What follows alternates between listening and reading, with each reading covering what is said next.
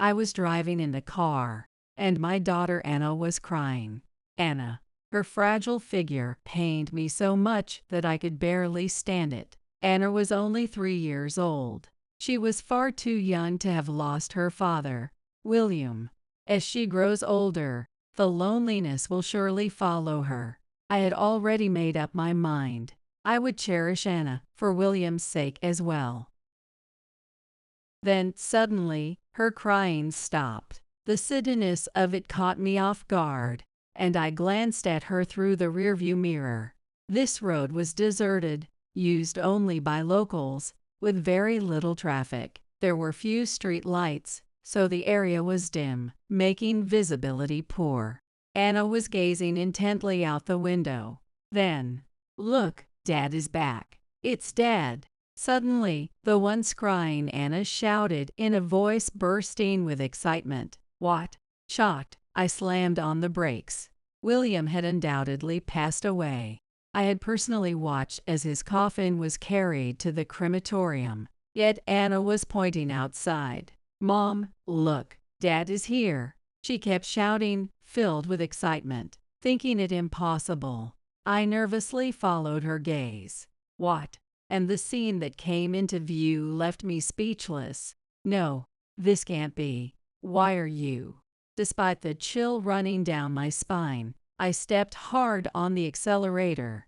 "My name is Pamela, 40 years old. Before I got married, I worked in the bridal industry, but now I'm a housewife. Since I was a little girl, I had always dreamed of wedding dresses and knew I wanted to work in that field. I pursued that dream, aiming to become a bridal stylist, and worked hard for it. After graduating from vocational school, I finally got the job I had always wanted, but the struggles never seemed to end. That's when I met my husband, William. He was a senior colleague at the same company, though in a different department. One lunch break, when I was deep in thought, he came over to talk to me. "You've got dark circles under your eyes.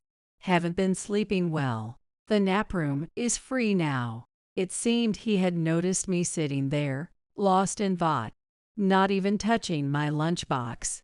Having dark circles under my eyes was an unthinkable thing for a stylist. However, at that time, I was so exhausted that I didn't have much emotional capacity.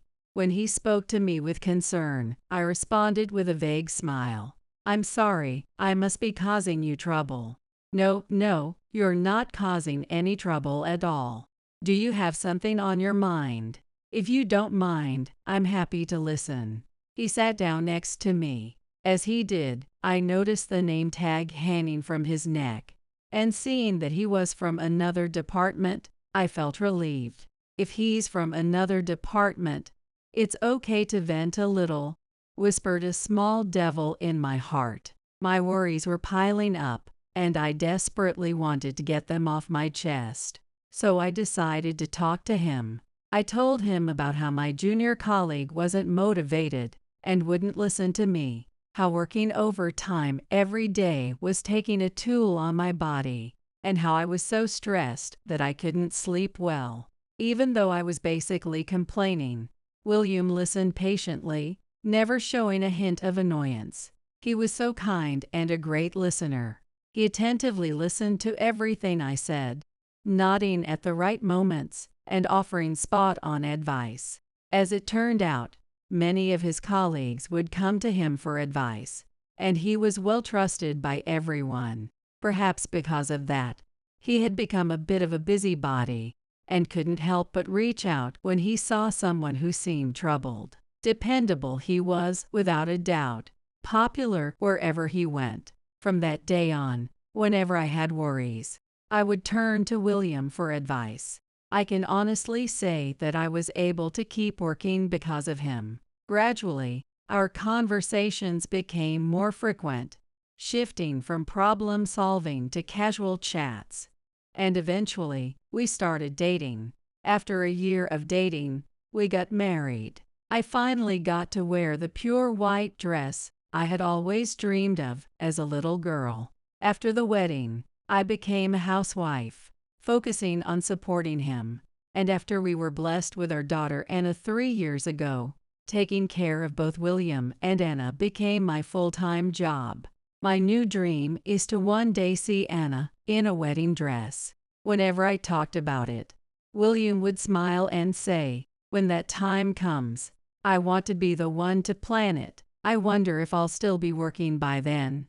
I'm sure you will be, but at the very least, you'll need to take care of your health. Since we both worked in the bridal industry, we often talked about wedding plans, venues, or the best types of dresses.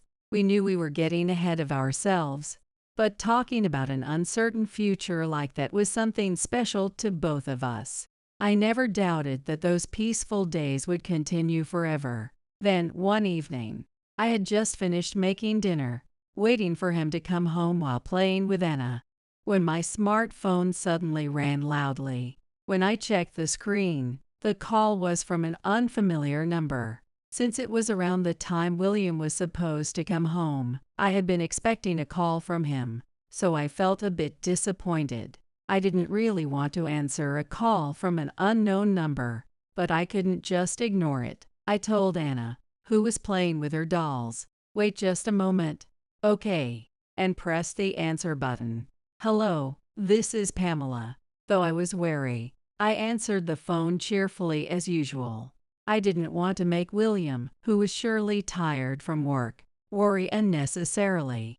I always tried to speak with the intention of sharing my energy with him. Because of that habit, I greeted the caller in a bright tone, but in the next moment, I was plunged into a deep sense of dread. "Good evening, this is the police.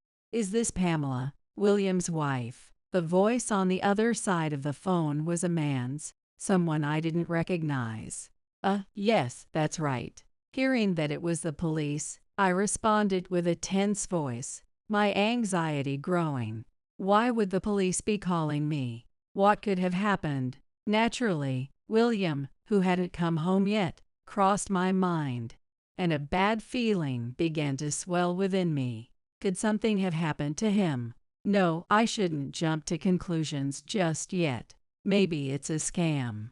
However, that faint hope was immediately shattered. "Please remain calm as I explain. Earlier today, William." The police explained the situation. He had finished work and was on his way home, but on his usual route, he was unfortunately caught in a multiple-car pileup caused by a reckless driver. He had been in the car right in the middle of the 3 vehicles involved. His leg's major artery had been severely damaged, and before the ambulance could arrive, he had lost too much blood and passed away. "No, that can't be," I mumbled in disbelief, listening to the sympathetic voice of the officer on the other end. I couldn't believe what I was hearing over the phone. Unconsciously, I collapsed to the floor. "Mom, what's wrong?" Both the officer's voice and Anna's concerned voice seemed to come from far away. Did something sad happen? Anna stopped playing with her dolls and came over to me. This little girl, still so young, had just lost her father. "Anna, everything will be all right," I murmured, as if trying to reassure myself, while hugging her small body. Her childlike warmth was almost startling as I held her close. Realizing that William would never again feel this warmth or witness her growing up made the tears fall uncontrollably. Anna, unaware of the gravity of what had just happened, giggled innocently, simply happy to be hugged by me. The future we had dreamed of was shattered in an instant. The news of William's death brought sorrow not only to our family, but also to our relatives and many of his coworkers. He was reliable, kind, and well-liked by everyone. Many people must have admired him. My smartphone was flooded with calls and texts asking about the details of the funeral and wake. I was constantly occupied with paperwork related to his affairs and funeral preparations. Perhaps because I was so busy, I had no time to fully sink into my grief, and my mind remained eerily calm. I found it hard to leave the house and couldn't muster the strength to send Anne off to preschool with the usual smile. It felt as if a huge hole had opened in my heart, and the days without him flew by in a blur. "Hey, Mom, Dad's late, isn't he? When is he coming back? Is he still at work?" Anna had somehow sensed that my sadness was connected to William not coming home. She was too young to fully understand the meaning of death. Every day after returning from preschool, she would sit by the front door with a puzzled look and ask me those questions. Each time, my heart would ache with overwhelming emotion. A few days after William's death, a package from an online store arrived at our house. It seemed that William had ordered it. I still hadn't come to terms with everything enough to begin sorting through his belongings. I wasn't feeling up to it, but Anne excitedly asked, "What's inside?" So I peeled off the tape. When I opened the box, inside was a teddy bear wearing a wedding dress. I gasped. It was the same one Anna had admired about a month ago when the three of us had gone out. She had seen it in a shop window and exclaimed, "So cute." At that time, come to think of it, Anna's birthday is next month. Maybe we should get this for her, he had said. Only then did I remember that Anna's birthday was approaching. I almost forgot about the day you were born. I was shocked at myself. I had been so consumed by grief that I had nearly neglected something so important to my dear Anna. She took the teddy bear out of the box and looked up at me with sparkling eyes. "Wow, it's so cute. Mom, isn't it cute? I really wanted this. Is this a present from Dad?" As she looked at me with her innocent gaze, I felt a sense of resolve begin to grow inside me. I have to get it together. Anna must be feeling just as uncertain as I was about William being gone. But despite her own fears, she had been worrying about me all along, doing her best to be strong. I was the only one left who could protect this pure and innocent child. I knelt down to match Anna's eye level and gently placed my hand on her shoulder. "That's right, Anna. Listen carefully. This is Dad's last present to you. You won't be able to see him anymore."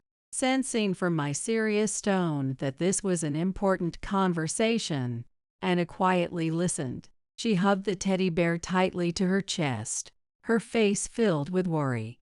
"Why?" "Because he's not anywhere anymore. Even though Anna is here, he won't come to see me." "Does that mean Dad doesn't like me anymore?" "Dad will always love you, Anna, but he can't come to see you anymore." As I said this, Anna's eyes quickly filled with tears. Wiping away the unstoppable stream of tears, I pulled Annie into a hug. "Even though he's not here, Mom will always be with you, Anna." Soon, Anna began to sob out loud, and as if triggered by her cries, I too couldn't hold back my sobs and gave in to the overwhelming sadness. A few days later, William's funeral was held. Many people attended, and William, resting in his coffin, was surrounded by countless flowers. Perhaps Anna finally understood that her father was truly gone, as she had been withdrawn and quiet for days. At the cremation, she couldn't contain her grief any longer and clung to the coffin, bringing tears to the eyes of many, including myself. Even on the way home from the funeral, Anna continued to cry in the car as I drove.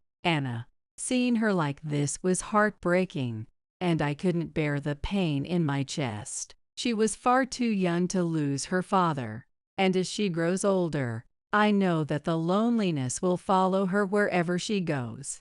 I need to fill Anna's life with enough love to make up for William's absence.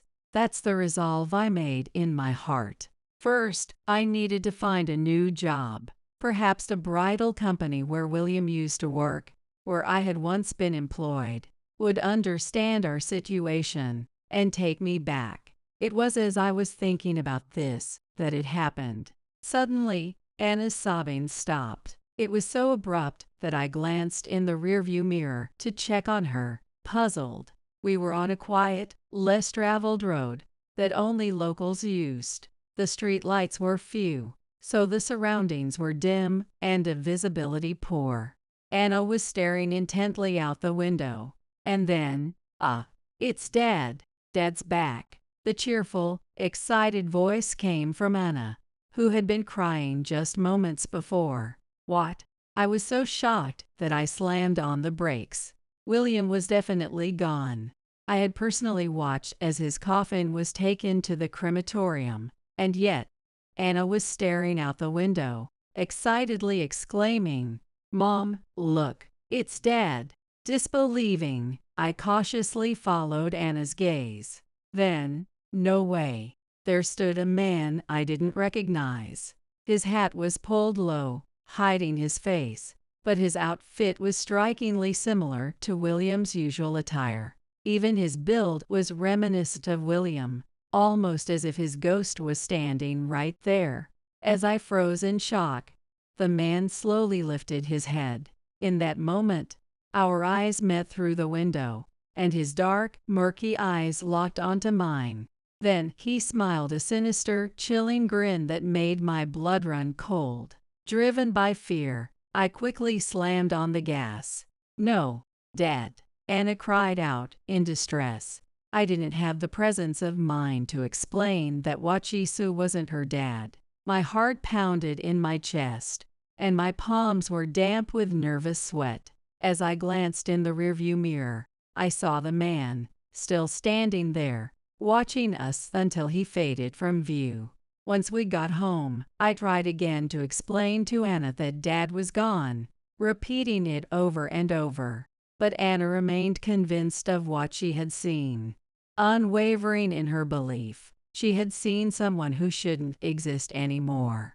I understood the desire to believe that he was still alive. Anna was still too young to fully comprehend what had happened, but I knew without a doubt that was not William, and there couldn't be two of him. The man I loved was the only one in the world.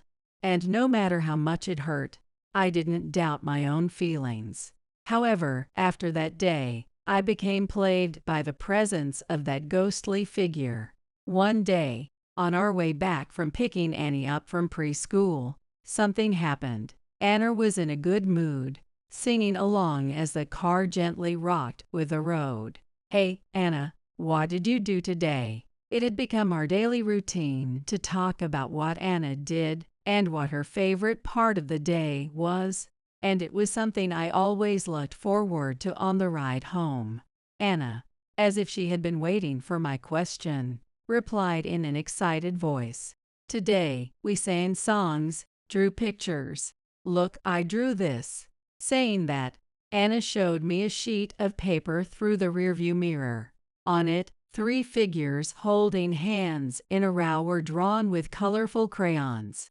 "Is this Anna, Mom, and Dad?" "That's right." Anna smiled happily, pleased that I had guessed correctly. Then, she said, "I saw Dad again today. He was wearing these clothes today." Her innocent words left me speechless. Recently, Anna had been saying more and more frequently, "Dad was here." The place where we had seen the ghost on the way back from the funeral was near our home.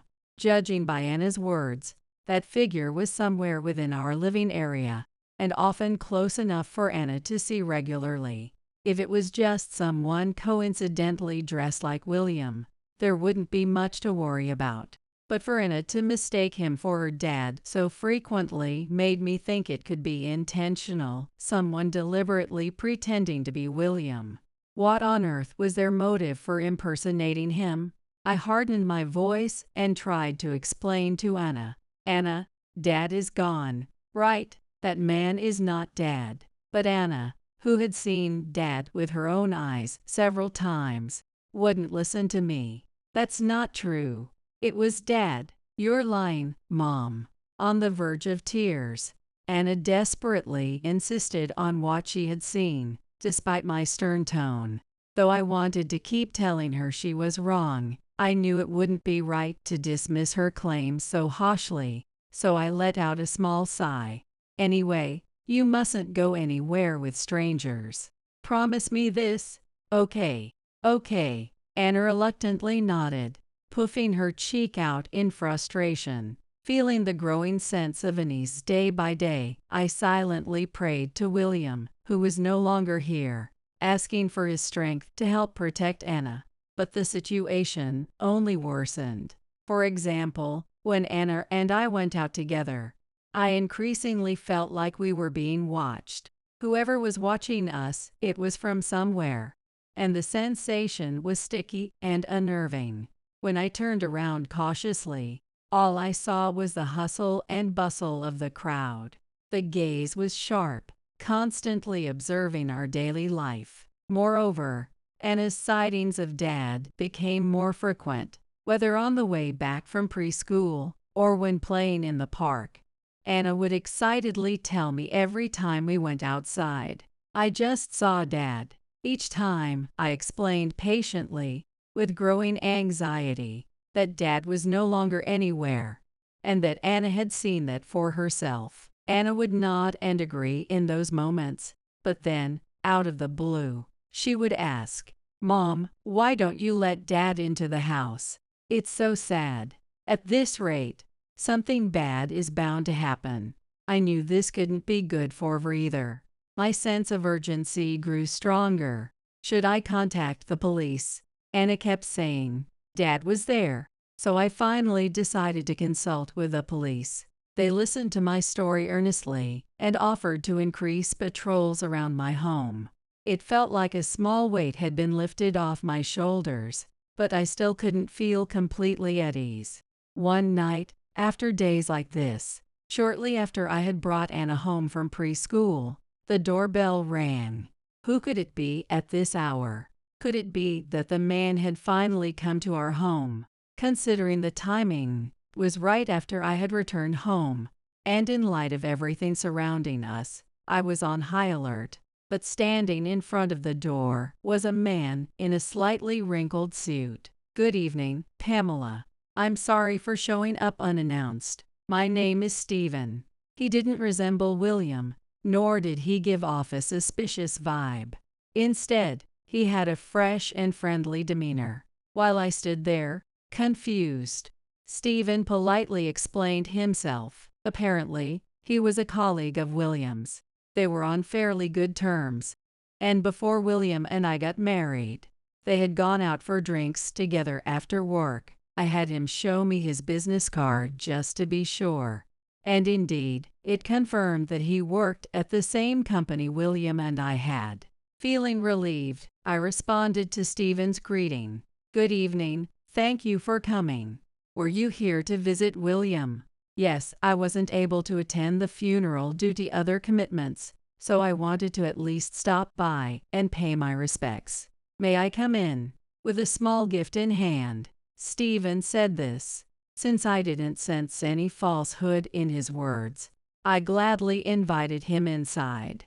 I led Stephen to the photograph of William, and then went to the kitchen to boil some water. I didn't have any special snacks, so on the tray I placed just coffee, and, feeling a little embarrassed, glanced over at the photo. Stephen was standing upright in front of it, looking still and composed. "Thank you so much for taking the time to come," I said. "Oh please, no need to thank me," he replied. I placed a coffee beside Stephen, then joined him in facing William's photo.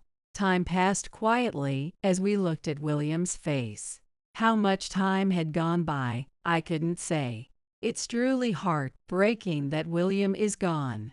In the room, which had been filled only with the ticking of the clock and the sound of Anna's breathing as she timidly hid behind my back, Stephen's voice resonated with emotion.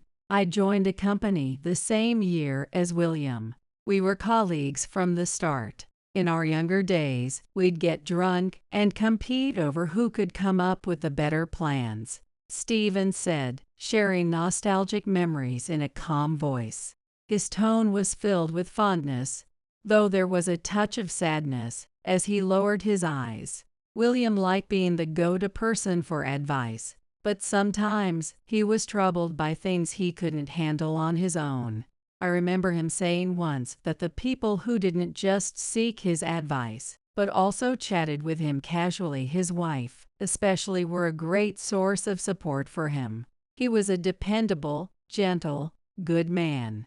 Pamela, I'm sure his loss has been deeply painful for you. Hearing those words made my heart, still far from healed, want to break into tears. But I reminded myself that I had a guest in front of me, and somehow managed to hold back my emotions. I didn't know he'd said that. I wish he'd told me directly. He probably just wanted to play it cool, especially in front of the person he loved. William used to say he'd help plan our daughter's wedding someday.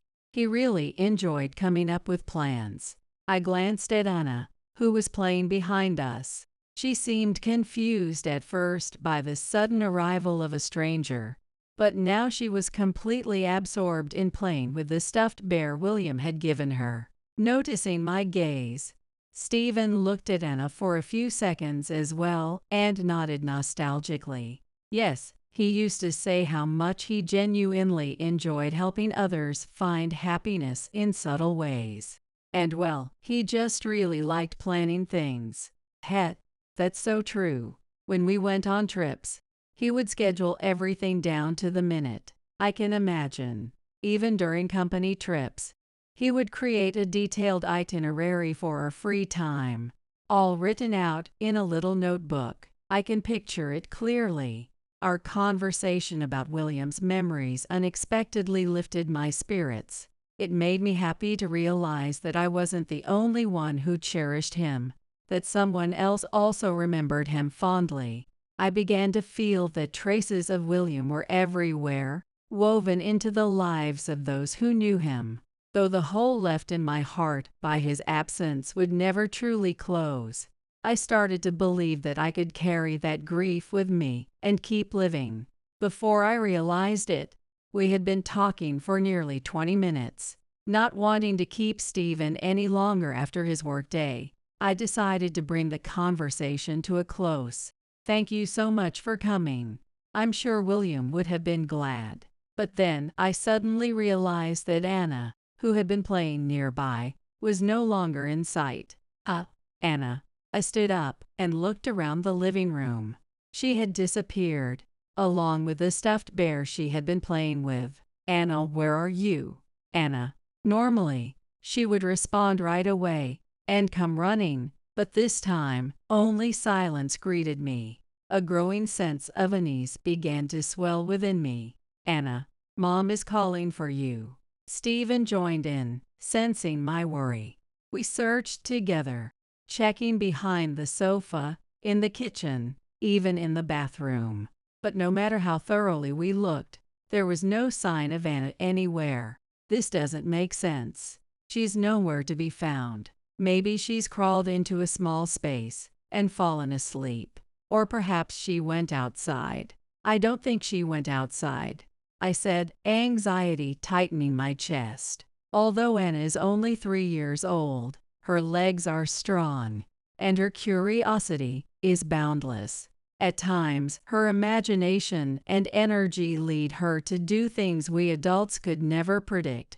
And the moment I take my eyes off her, she disappears. Even though I had enjoyed my conversation with Stephen, I began to regret not keeping a closer watch on Anna. Where could she have gone? Just as panic started to rise within me, I heard Anna's cheerful voice from somewhere. Mom. Startled, I looked up, and Stephen, who had been searching the living room, called out, Pamela, she's in the yard. Is that so? Oh, thank goodness. I felt a wave of relief, almost collapsing to my knees. Lately, our environment had become increasingly unsettling, and it had turned me into a constant worrier. The growing anxiety, and the fact that it was already dark, had caused me to overlook the possibility that she might be in the yard. Anna, it's dangerous to go outside alone when it's this dark, I called out sternly as I opened the door to the yard, ready to scold her for being outside at this late hour. But when I saw what was before me, my breath caught in my throat in terror. Mom, it's him, the guy who looks just like Dad. You told me, right, that he's not Dad. Standing next to Anna was the man, the one dressed eerily similar to William.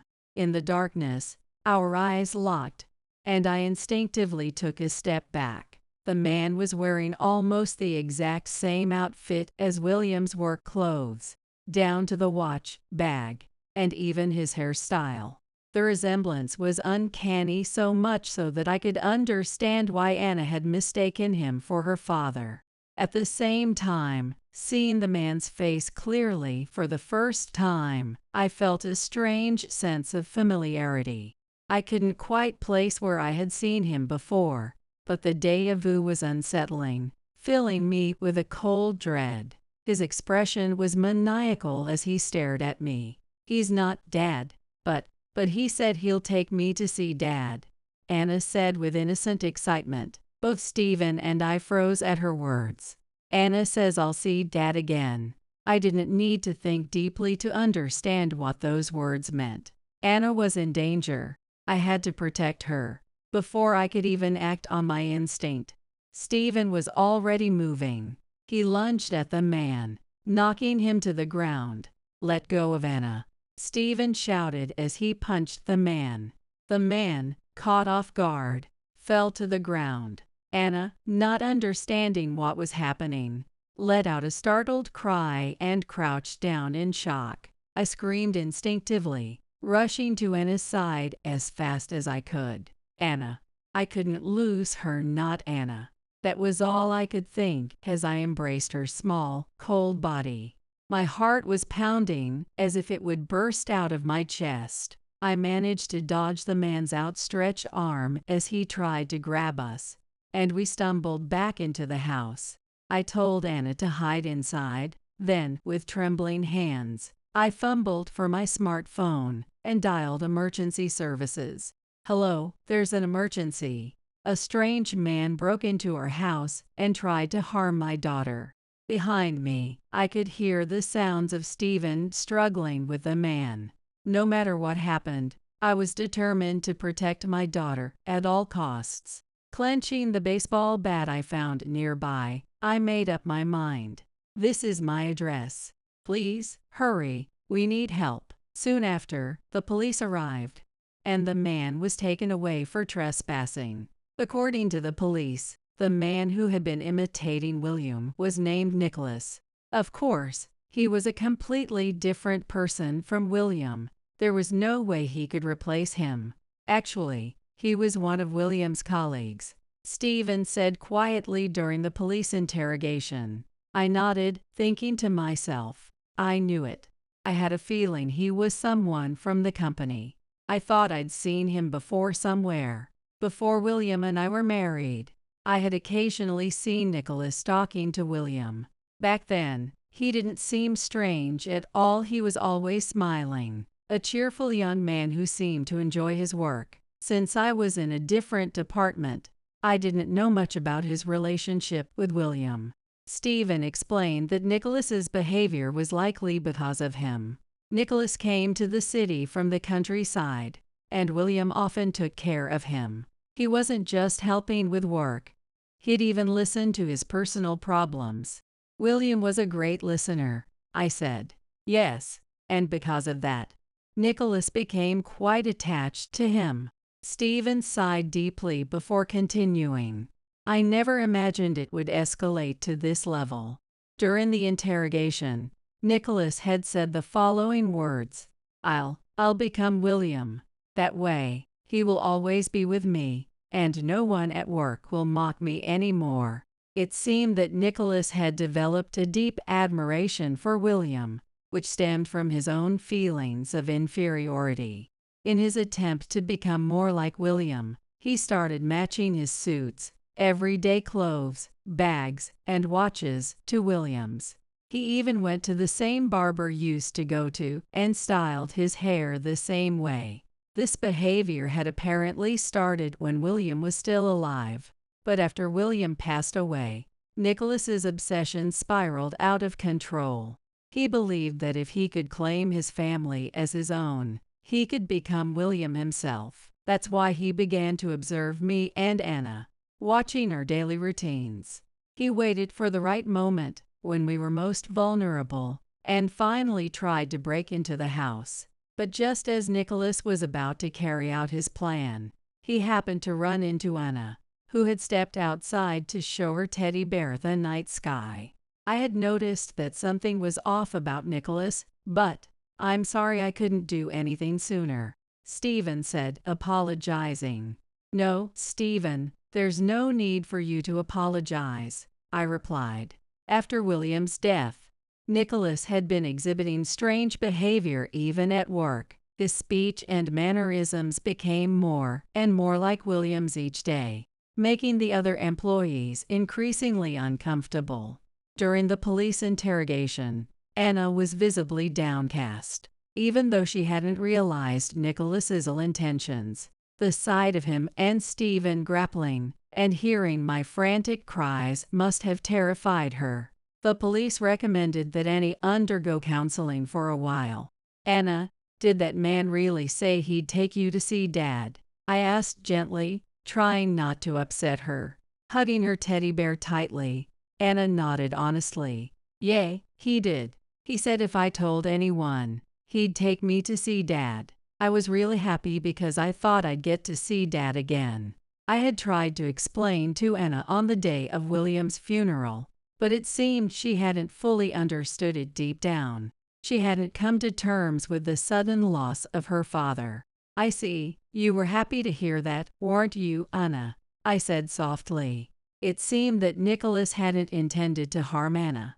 When she spotted him in the garden, she had been overjoyed, thinking, "Dad's back," and had run up to him excitedly. But as she got closer, she realized it wasn't William, it was someone who merely resembled him.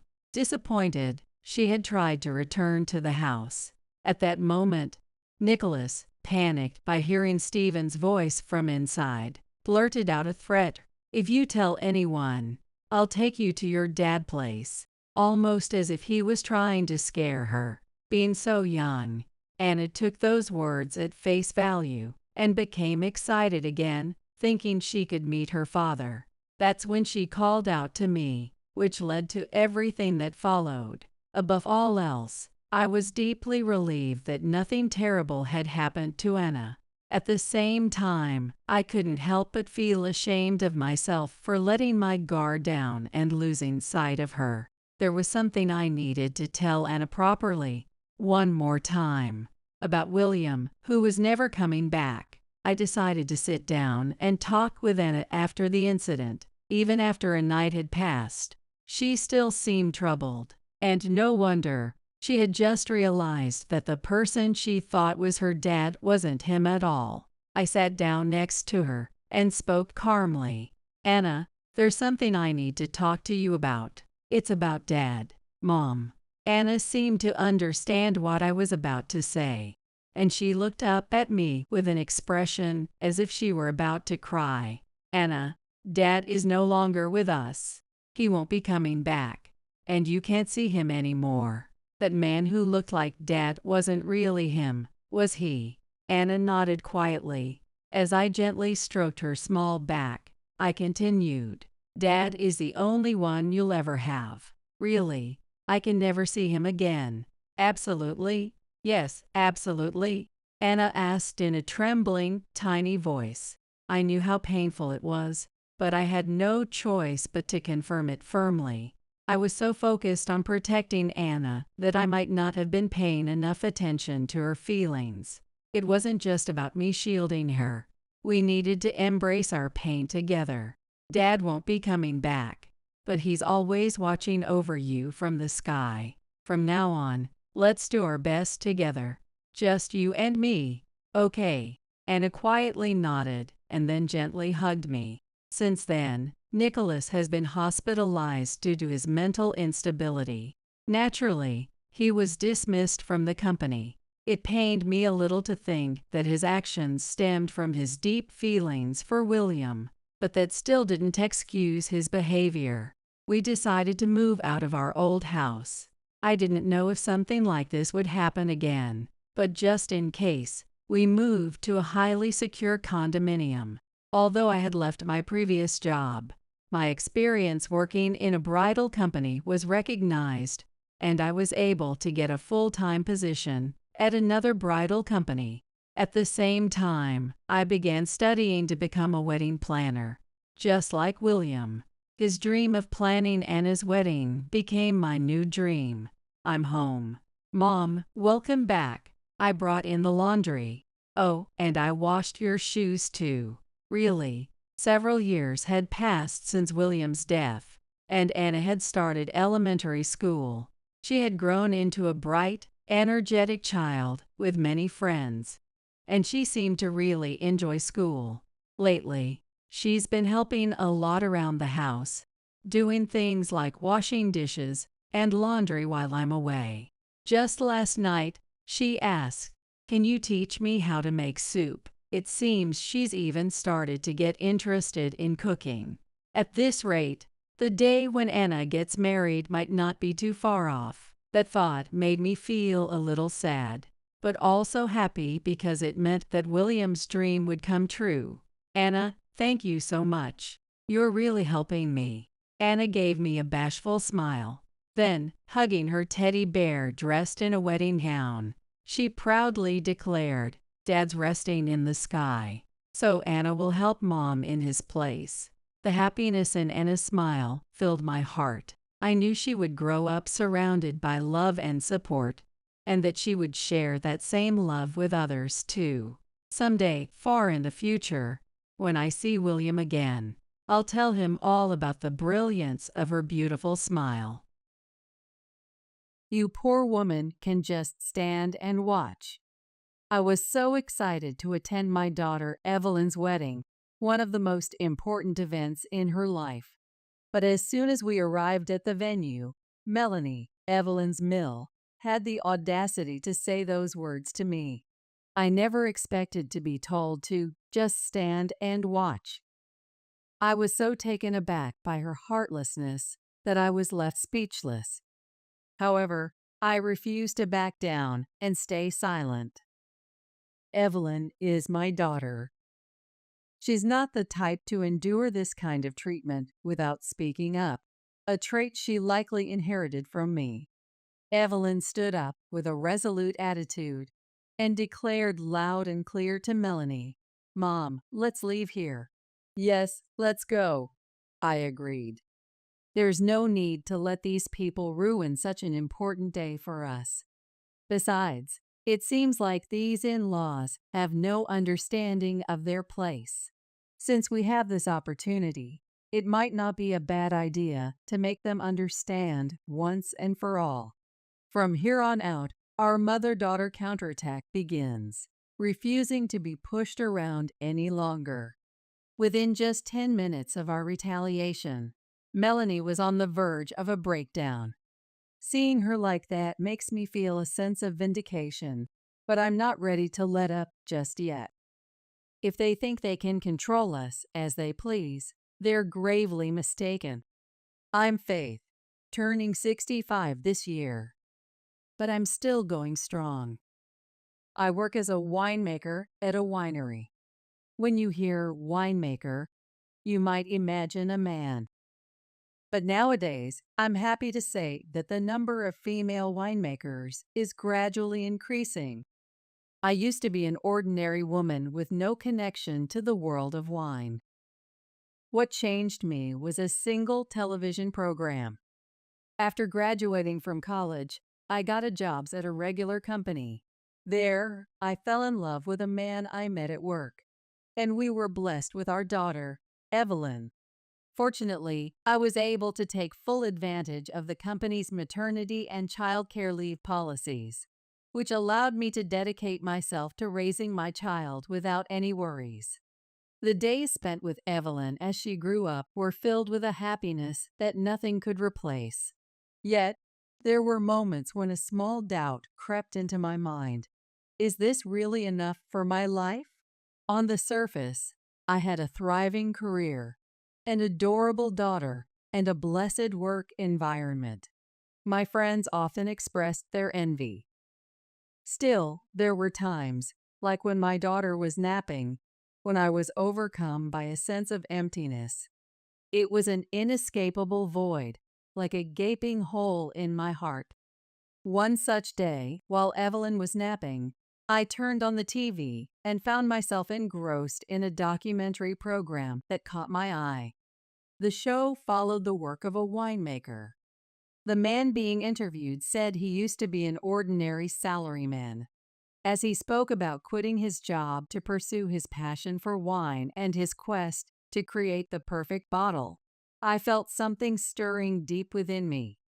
Perhaps this was what I had been yearning for all along. My father loved wine, and when I lived at home, we enjoyed it together almost every evening. The recommended temperature, the perfect food pairings, the unique flavors, depths, and aromas of each wine back then, I drank without much thought. But looking back, I realize how incredible it all was. I couldn't help but be amazed by the profound world of wine. Of course, I knew that winery owners were a male-dominated society.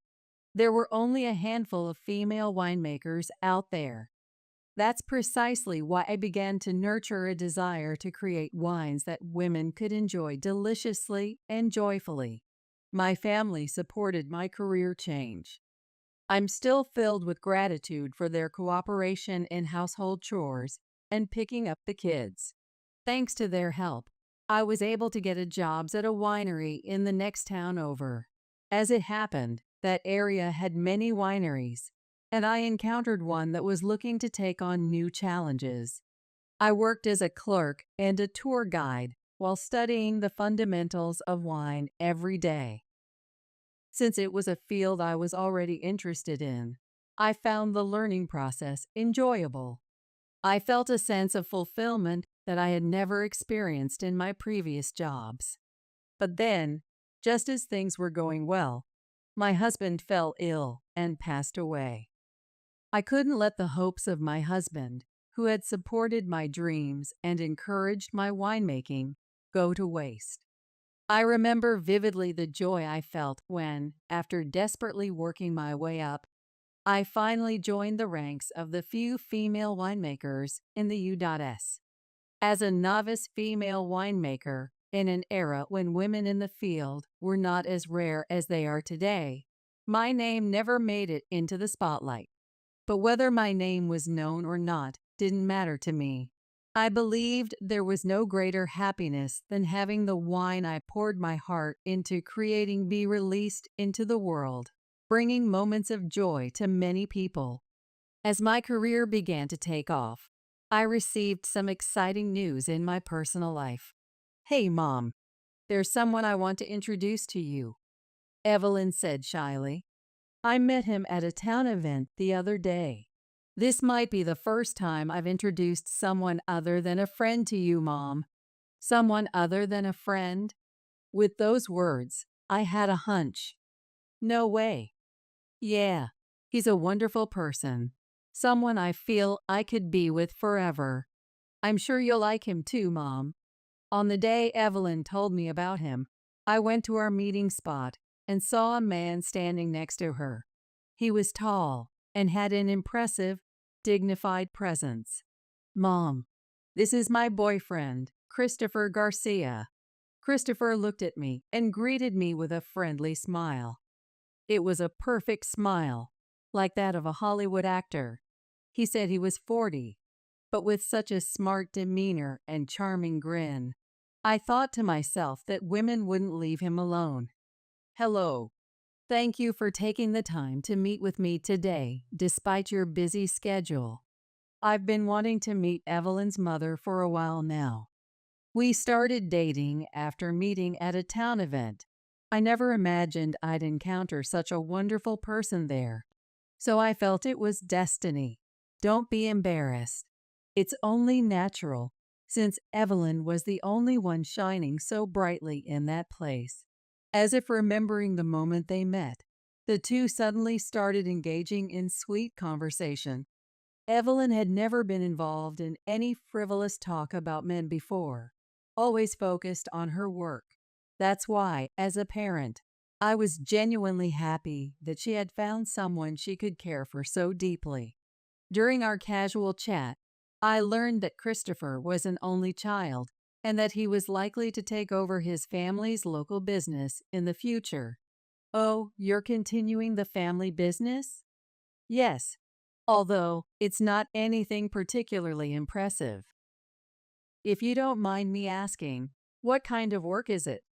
We run the Garcia Hotel.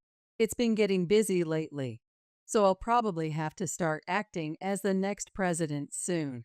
At that moment, Evelyn suddenly fell silent. It's wonderful that you're already thinking seriously about such matters. Since we had just met, I thought it best not to say anything awkward and chose my words carefully. Well, given those circumstances, Evelyn has been helping out with various tasks at our place. Sort of like training to be a hotel manager, you could say. Christopher spoke with a gentle smile and took a sip of the tea in front of him. For a brief moment, I thought I saw Evelyn's expression stiffen. Seeing that expression gave me an unsettling feeling. Huh? Helping out. Christopher raised his hand as if to stop me and began speaking over my words. Well, it's not anything major. But you know, at this age, you can't help but start thinking about the future. I'd like Evelyn to become a part of our family. The way Christopher spoke in a torrent of words gave me the impression that he wasn't giving me any opportunity to interject. Is that so? So Evelyn kindly agreed to help out, which has been a huge relief. I want to make sure she never feels embarrassed about coming to the Garcia house. Evelyn is just an ordinary girl you could find anywhere. She graduated from a local university, works as a company employee, and enjoys shopping and drinking with friends on her days off. She's not the type to stand out much, which made it all the more puzzling. Come to think of it, I hadn't had a single chance to talk directly with Evelyn during this tea session. Hey, speaking of which, Evelyn, as I tried to speak to her, Christopher once again cut in without missing a beat. That's right, Evelyn. You're going to my mom's place after this, aren't you? My mom's been looking forward to picking out your dress. Yes, of course. A dress, could it be? We were talking about having the wedding sometime this year. Popular venues get booked up quickly if you don't reserve early. With a refreshing smile, Christopher looked straight into my eyes and said clearly, I believe a wedding is a kind of closure. That's why I want it to be a space where we can spend a special time with the people important to us. It might be a bit early, but our parents are already getting excited. I was surprised that they were already talking about the wedding, but at the same time, I felt like I had figured out the source of the uneasiness. I understood now the true nature of this discomfort. Whenever I try to talk to Evelyn, Christopher interrupts, as if he's avoiding any opportunity for us to speak directly. Could there be some inconvenient topic he doesn't want brought up? I couldn't read anything from Evelyn's expression. There were no signs of anything unusual. Please look forward to our wedding. I'm sure it will be a wonderful day for Evelyn's mother as well. We'll let you know once the details are settled. We'll be in touch. In other words, they intend to decide everything according to Christopher's family's wishes. I wonder what Evelyn thinks about all this. I tried to see her face, but it was hidden behind her hair, and I couldn't get a good look. Later, I would come to regret not making time to talk with her directly, even if I had to force the issue. A few days later, a letter arrived from Evelyn and Christopher. It was a notice about holding a dinner party for both families to meet before the wedding. It was my work's off-season, so I had some flexibility in my schedule. If they were planning to have the dinner party on that day, I could make arrangements to attend, and that would be fine. But I thought they could have at least consulted me before deciding on a date. Suppressing my lingering unease, I tried to contact Evelyn to confirm the details. I wanted to ask about the dress code, whether I should bring any gifts, and other small things. She must have been busy lately, as she hadn't even given me a single phone call. When I called, she finally picked up on the 10th ring, but Evelyn's voice was so soft I could barely hear her. Apparently, she was at work and couldn't talk on the phone. She said she would call back. Feeling bad for interrupting her work, I quickly hung up. But after that, there was no return call from Evelyn. Instead, rather oddly, Christopher called. "Faith, did you receive the invitation to the dinner party?" "Yes, it arrived the day before yesterday." I tried calling Evelyn to discuss the dress code, gifts for Christopher's family, and such, but that girl. "There's no need to go to such trouble. Just come as you normally would. That's all that matters." With that, the call ended. Evelyn seems to be busy, and I still haven't heard from her. Christopher keeps repeating the same polite, inoffensive things like, "Don't worry about it. Just come as you normally would." In the end, on the day of the dinner, I wore a plain blouse and slacks and brought a famous brand of cookies as a gift. I considered bringing some of my homemade wine, but I thought they might be surprised to receive wine from someone they were meeting for the first time, so I decided to save the wine gift for another occasion. When I entered the room where the dinner party was being held, everyone except me was already seated. Across from Evelyn sat Christopher, and next to him were people who seemed to be his parents. "Nice to meet you. I'm Melanie, Christopher's mother. I'm so happy to finally meet you." At first glance, her attire appeared plain, but each piece she wore was of high quality, and more than anything, her aura was different. Her dignified demeanor and flawless presence reminded me strangely of Christopher. "Nice to meet you. Well, I've always wanted a daughter. I'm so glad Evelyn is joining us. I heard she only had a mother, so I wondered what kind of girl she was. But I feel relieved now. Is this really the time to be saying such things?" Everything she says is irritating to listen to. Well, we're planning to have the wedding soon, and preparations are underway. It's sure to be the perfect day to celebrate the start of their life together. Look forward to it. Melanie seems unable to contain her excitement. Her husband just laughs with a ha ha ha, occasionally downing some alcohol, but doesn't seem to do much else. Oh, and about the wedding gift. Let's just forget about that sort of thing. Suddenly bringing up the topic of money, I was at a loss for how to respond when Melanie continued. "A wedding gift? Oh my, are you saying you won't let them marry without a gift? I can't believe there are still families like that these days. So, how much do you want?"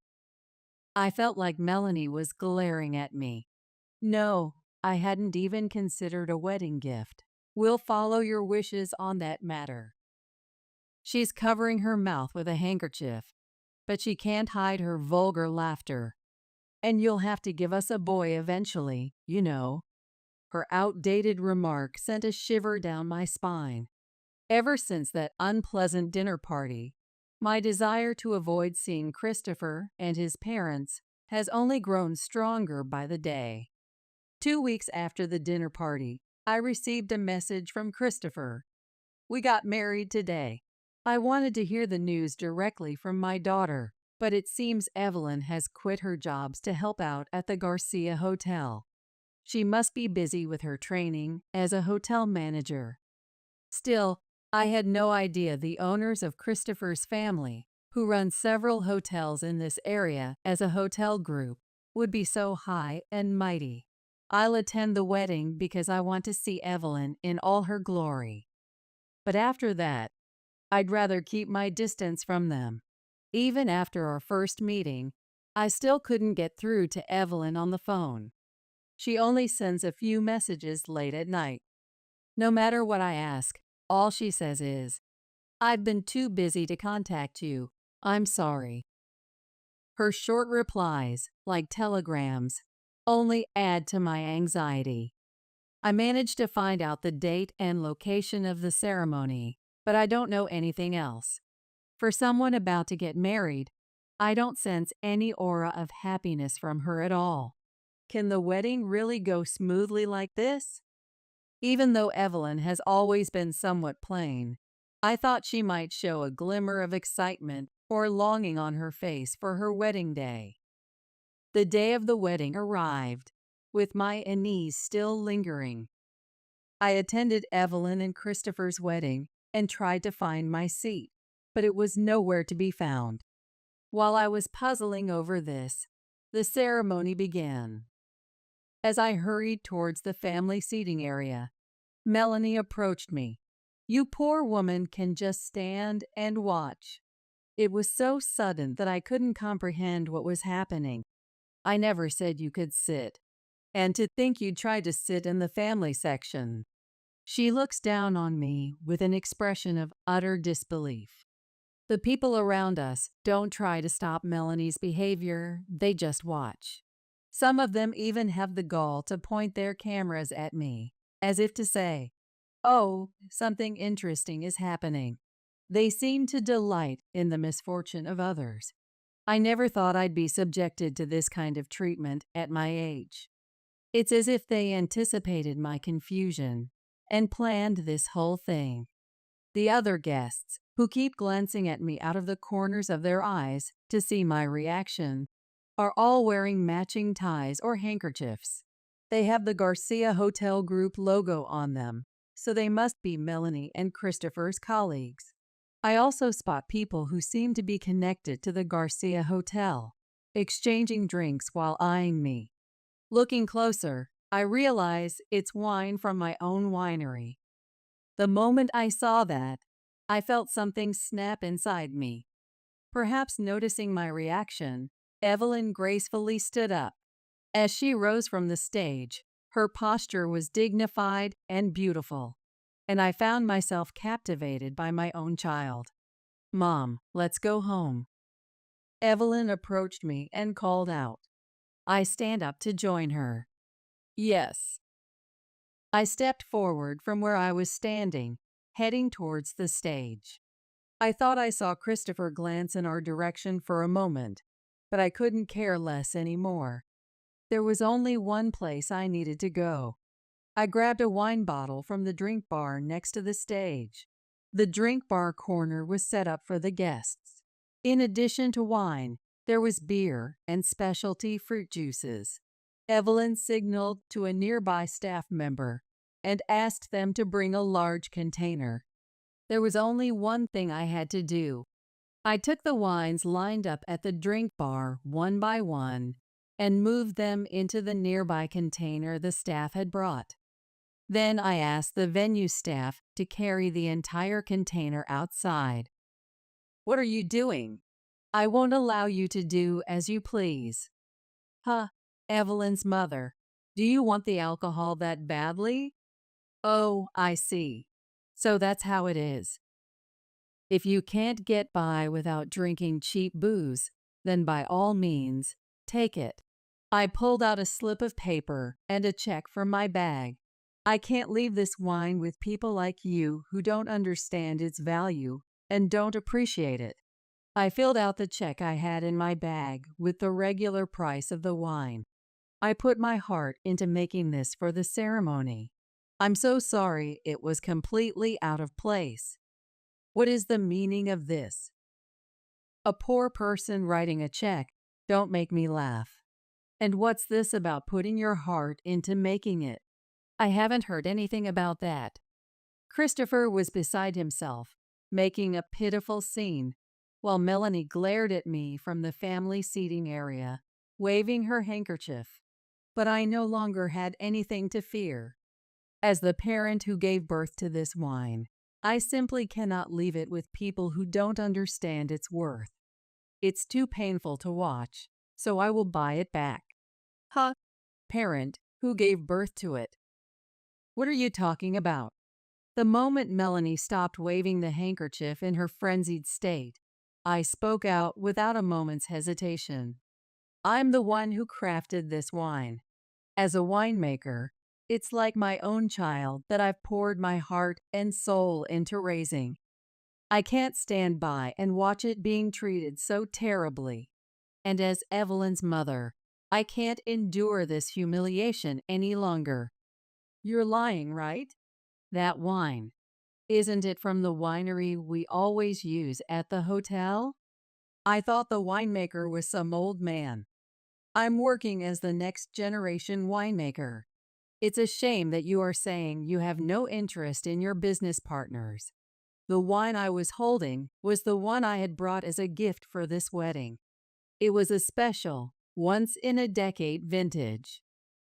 It was a wine I had created with the sole desire to make something worthy of celebrating my beloved daughter's wedding someday.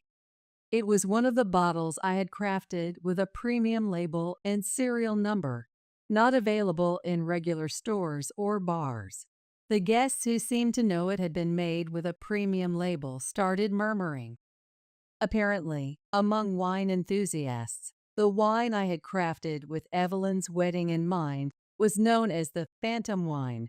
There were a few people, even in this venue, who genuinely wanted to savor that wine.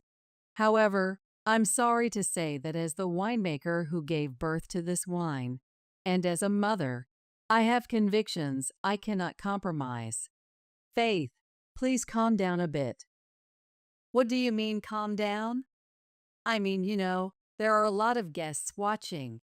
For now, just calm down and take your seat. After telling me to take a seat, perhaps realizing that I didn't have one, he started whispering something to a nearby staff member. I could hear him clearly from where I was standing, instructing them to add a chair to the family seating area. I couldn't stay silent any longer. I'd like to know, why did you hold this wedding? I asked, looking Christopher straight in the eye. Well, a wedding is to announce your marriage to everyone who came, and then to express your gratitude to your parents. Like, we got married. Thank you for everything up until now. Oh, how wonderful. I'm so glad my boy grew up to be such a kind man. Melanie was expressing her joy without any regard for the people around her. I understand now what you mean. Hearing that, Christopher looked at me with a relieved expression and picked up the microphone. I'm glad Evelyn's mother understands. Now, please take your seat. We have the rest of the ceremony to get through. Christopher urged me to sit down as if nothing had happened. I couldn't comprehend what kind of nerve it would take to tell me to shut up and participate in the ceremony. At that moment, Evelyn stood up. I can't stand up anymore. She was staring straight at Christopher. Christopher pleads with Evelyn, as if seeking her help. Hey, Evelyn. Faith seems a bit worked up, so could you say something to her too? If this keeps up, it'll inconvenience the guests. As Christopher glances at the guest seating while saying this, Evelyn declares with an unwavering voice, I've decided that I cannot share my life with you. Besides, we're not even married yet. I apologize to all of you in attendance. With that, the guest seating area begins to buzz with chatter. Well, of course it would. Announcing that they're not even married yet at a wedding ceremony, a celebration of their new beginning. However, Evelyn carries herself with a dignified demeanor, as if she can't even hear the murmurs and whispers. As if to say she has no doubts about what she's done, Evelyn turns to face Christopher and starts speaking. Undaunted by the reactions around her, Evelyn continues. And this will serve as evidence, too. The rules of dormitory life. The photos sent to the guests and me are printouts labeled Dormitory Contract. I'm overwhelmed by the content that reads like school regulations. It details minute rules of daily life, penalties, how to spend days off, and so on. When you showed me around the hotel, I thought something was off about the employees' behavior. I never imagined it was because of these rules, though. Looking through the photos Evelyn sent, I see company mottos and regulations that are unthinkable in this day and age. Smartphones collected during work hours. Computers and smartphones in the dormitory require permission. Use of social media prohibited. And so on. Even high school students these days wouldn't be able to put up with this. In other words, you make sure inconvenient truths don't get out to the public. In fact, you've been manipulating the books as you please, so you can't talk your way out of it. No, that's a misunderstanding. It's truly her misunderstanding.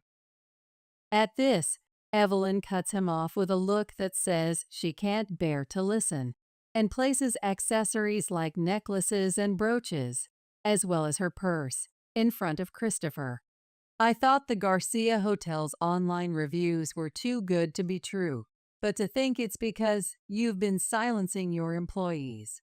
Trying to boost sales through such underhanded manipulation is despicable. No, just hear me out. Let's hear this first, shall we? Evelyn plays a recording app on her smartphone. You can't even do something like this? What's wrong with you? I could send you back to your parents' place. You were using your smartphone without permission in the middle of the night, weren't you? If you can't focus on your work, are you going to quit? But if you leave this hotel, you won't be able to find work anywhere else with your skills. Melanie and Christopher's intimidating scolding continues. Hey, can I dock this girl's pay? Rather than paying a useless person like her, it'd be far more meaningful to add it to Christopher's allowance. Oh, of course. Let Christopher buy whatever he likes. I'm sick of even looking at this waitress's face. Melanie and Christopher's yelling goes on and on. What will you do if more people find out about this? Christopher and Melanie are struck speechless, frozen in place. Christopher then looks at us with an expression that seems to plead for mercy. However, considering everything that's happened, we can't afford to go easy on him. Hey, back when we first met, there was a time when you gave me gifts like accessories, remember? Why did you give me those presents? Well, you see, I was desperate to catch Evelyn's attention, so. Then do you remember saying this? She takes out a wallet, necklace, and brooch from her pouch, clearly high-end items at a glance, and places them on the table before asking. I'm pretty sure you said, with just a little effort on my part, buying something like this is a piece of cake, didn't you? In an instant, the color drains from Christopher's face. What? No way, that must have been. It was obviously a joke. I wish it had been a joke too, but it wasn't, was it? Evelyn operates her smartphone and sends images to the guests' smartphones. You used this money to buy gifts for me, right? The books from this period look suspicious. Suspicious? That must be your imagination. It looks like you've been falsifying the books quite a bit, not just during this period. I noticed after I started dating you and was made to work under the guise of hotel manager training. Christopher and Melanie turned pale. I thought, wow, they're keeping pretty sloppy books. And then you launched a gift strategy to win me over as your prospective wife? Even from a distance, it's clear that the color is gradually draining from their faces. It must be something serious. Hey, what do these numbers represent? Evelyn holds out a ledger book right in front of Christopher. Huh? What's this? And why does Evelyn have this notebook? It's the calculation ledger. You insisted on doing it on paper and writing everything by hand in a notebook, remember? I flipped through the notebook in my hands, and stop on a certain page. Who was it that pushed this on me, saying, to become a hotel manager in the future, you need to be able to read a book or two? No, that's not what I meant by that. Melanie tries to make excuses in a noticeably high-pitched voice. In other words, Melanie must have known about Christopher's embezzlement and extravagant spending too. Ah, this. There's no talking your way out of this. No way. The notebook contained detailed records of the flow of money. The amounts here and there don't match up, and the sheer size of these amounts isn't normal. Look, you just need to write these things down roughly. A ballpark figure is fine. Evelyn doesn't understand that balance, so she tries to do it too meticulously and fails. Christopher speaks to me with a know-it-all attitude. Just so you know, I used to work in accounting, so I can't turn a blind eye to these money flows. If I overlook these small discrepancies, it'll come back to bite me later. I shove the notebook back at Christopher. No, you can't judge our hotel based solely on the notebook of some company's accountant. What? Are you serious? Even Christopher, as bold as he is, seemed to realize he couldn't continue this conversation any further. He finally shut his mouth. Falsifying money, using it for entertainment, wasting it. It's absolutely unforgivable. That's why, when you told me to issue a marriage license, I actually tore it up and threw it away. What? No matter how excellent someone may be, no matter how distinguished their family background, I don't want to become family with someone who falsifies money and causes others to feel distrust and unease. Evelyn said all of this in one breath and then left the venue. That's my daughter for you. She has a strong core. Alarmed by this, Christopher timidly approached me. Hey, Evelyn was just joking earlier, right? Surely she wouldn't say she's not getting married after all. Not after holding such a grand wedding ceremony, right? What are you talking about? I asked, looking Christopher in the eye. I mean, come on. If she gets married now, and married to me at that, she'll be set for life. And if she says, never mind, I'm calling it off, here and now, wouldn't that be fraud? Christopher looks at me with a smug expression. I respect my daughter's thoughts and decisions. It's not about it being a wedding ceremony or not. About 10 minutes after Evelyn said to me, Mom, let's go home, Melanie had become half crazed. Who do you think we are? Enough with the disrespect. You're just a lowly winemaker. The easygoing smile from before had vanished from Melanie's face as she became hysterical. I've decided not to do business with those I can't trust, so if you'll excuse me. In the end, it was decided that there would be no further dealings with the Garcia Hotel. I don't want to supply the wine I poured my heart into making to a place that treats it so carelessly. And it seems Evelyn was able to properly say goodbye to Christopher. When they first started dating, she apparently thought Christopher was wonderful, but halfway through, she seemed to come to her senses. When you're actually in that environment, it can be hard to notice that something's off, even when it is. I have experience with that myself. But there's nothing good about being in an environment where you can't cherish yourself. Evelyn seemed to realize that through this experience, and I'm really glad. It put my mind at ease. Mom, I'm sorry for causing you so much trouble. It's okay. I'm just glad you realized it.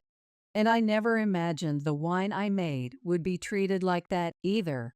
Since the day she fled the Garcia Hotel and broke up with Christopher, Evelyn has been working hard on her job hunt.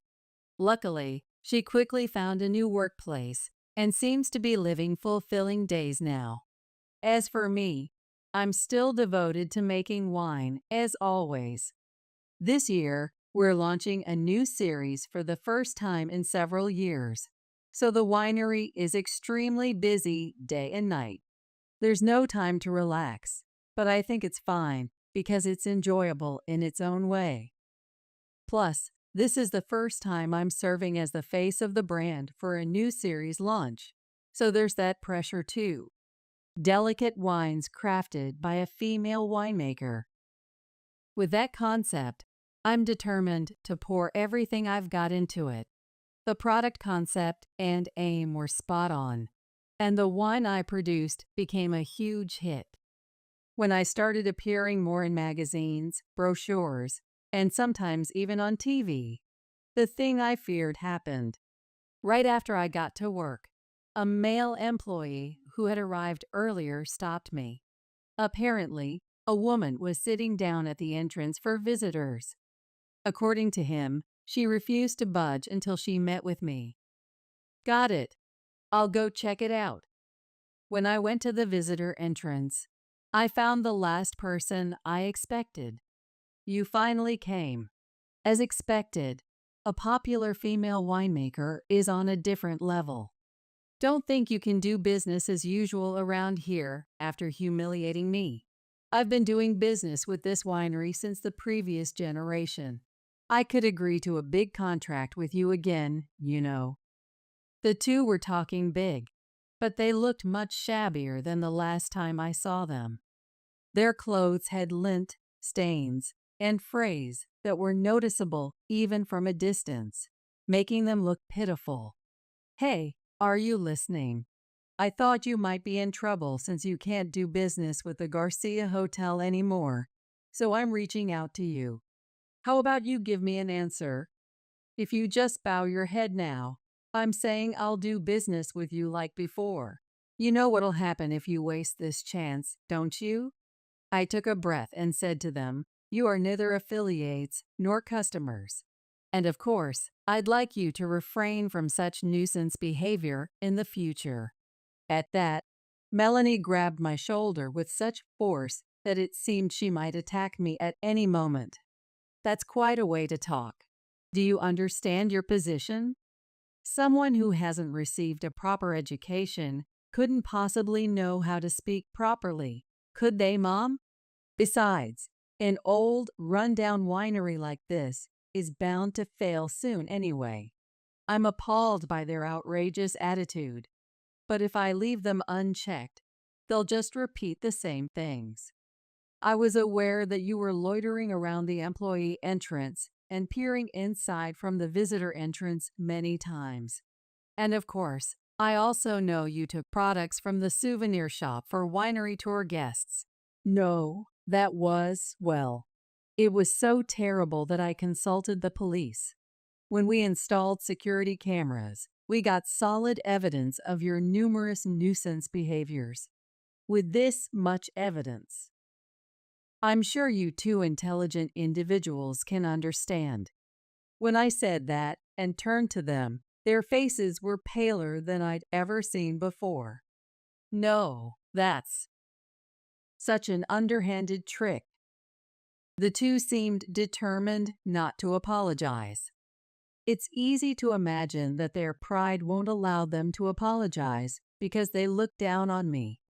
Well, I guess it can't be helped. For now, I need to get back to work. Then.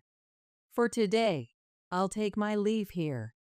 With that, I walked away from the two and returned to my workplace. Afterward, I took the security camera footage, recorded conversations as evidence, and the shoplifting history to the police for consultation. As a result, Melanie and Christopher's actions were deemed malicious, and they now have a criminal record. Naturally, this also tarnishes the name of the Garcia Hotel Group. The hotel industry has been in a tough situation due to factors like the decline in travelers. But this latest trouble with the management seems to have made things even worse. With the flood of low ratings on review sites, it's likely only a matter of time before they go under. But that has nothing to do with me. I'm finally free from the problems with Melanie and Christopher, and have regained a peaceful life. As a producer, I'm truly happy that the wine I made has generated a lot of buzz, caught the eye of international travelers, and become an even more popular product. Not only have shipments increased, but the winery's name recognition has also gone up, making me even more enthusiastic about my work going forward. From now on, I intend to work even harder to ensure that many people seeking this flavor can enjoy the wine I create. One day at the airport, on my way back from work, I ran into an old classmate. It was Donald, a guy who had made my life miserable from middle school through high school. Because of Donald, I was pushed to the point of dropping out of high school. His personality hadn't changed even as an adult. Upon seeing me, he immediately demeaned me as the dropout loser. I almost lost it at that moment, but I managed to control my anger and walked away. Later, Donald and I would run into each other again at the airport. "Hey, dropout, this is what an airplane looks like," he said with a malicious smile. When it was revealed that I was the captain, his reaction made me surprised. "My name is Brian, a 38-year-old bachelor." Saying I'm a pilot might make it sound like I've followed a path of elite success, but in reality, I dropped out of high school once.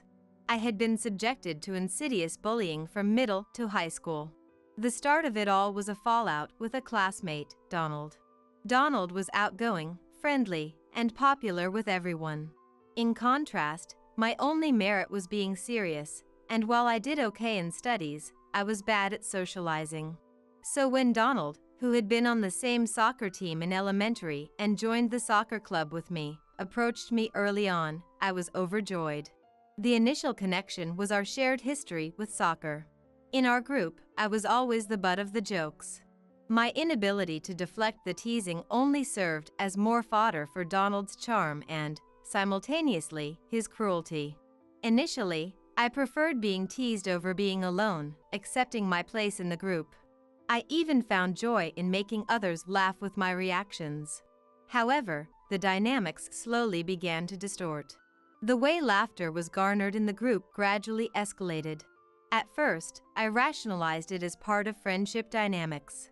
But perhaps my laughter encouraged it. The jokes gradually turned into blatant mockery and personal attacks. Sometimes, they would half-jokingly apply wrestling moves on me. "Stop it," I would say with a laugh, but no one would ever stop Donald.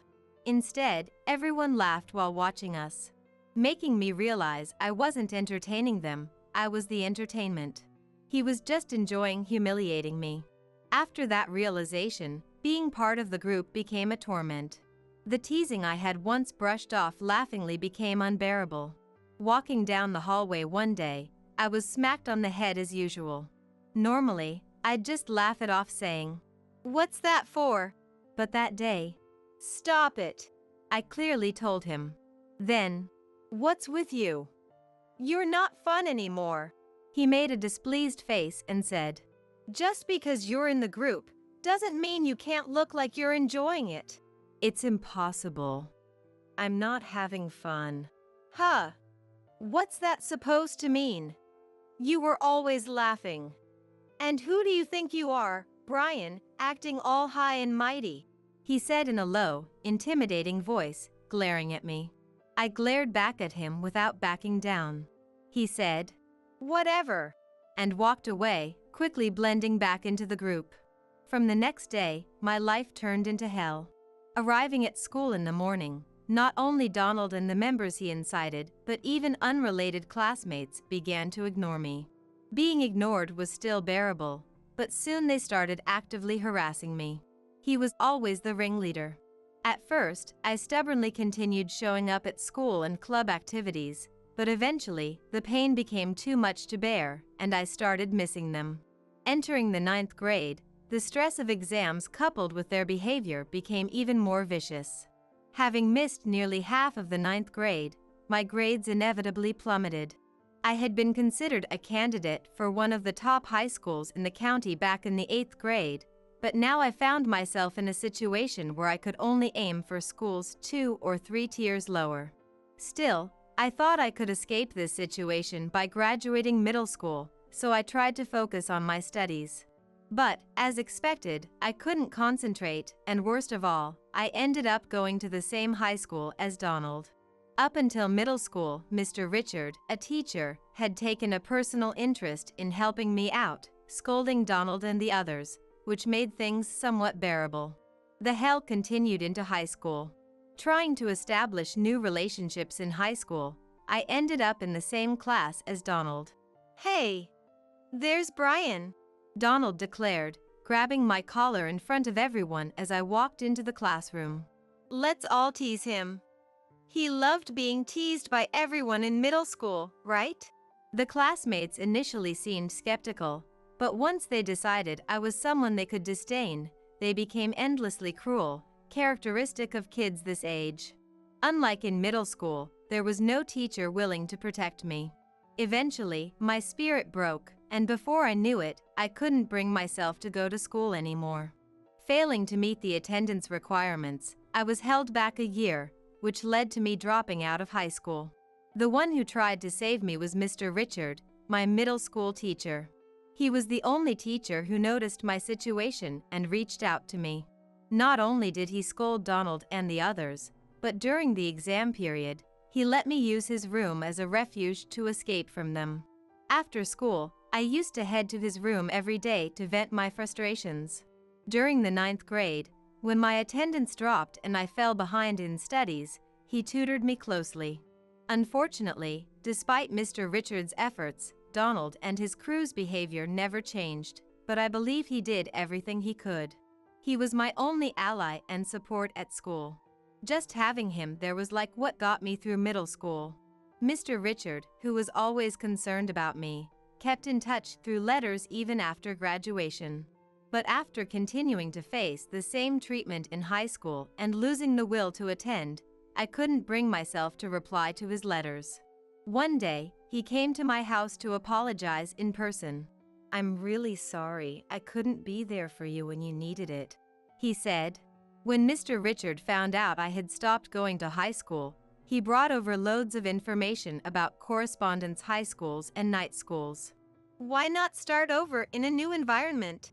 "It's useless. I'm useless."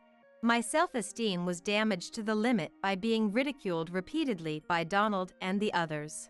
Mr. Richard encouraged me, saying, "Brian, you'll be fine. You'll get what you deserve if the environment changes." Driven by his passion, I began studying for the GED program through distance learning. I never really hated studying, and with the active support from my parents and Mr. Richard, my studies progressed unbelievably well. Frustrated with myself for breaking under harassment, I refused to let those guys ruin my life and immersed myself in my studies. At that time, my parents, noticing my hard work but also cautioning against overdoing it, took me on a trip for a break.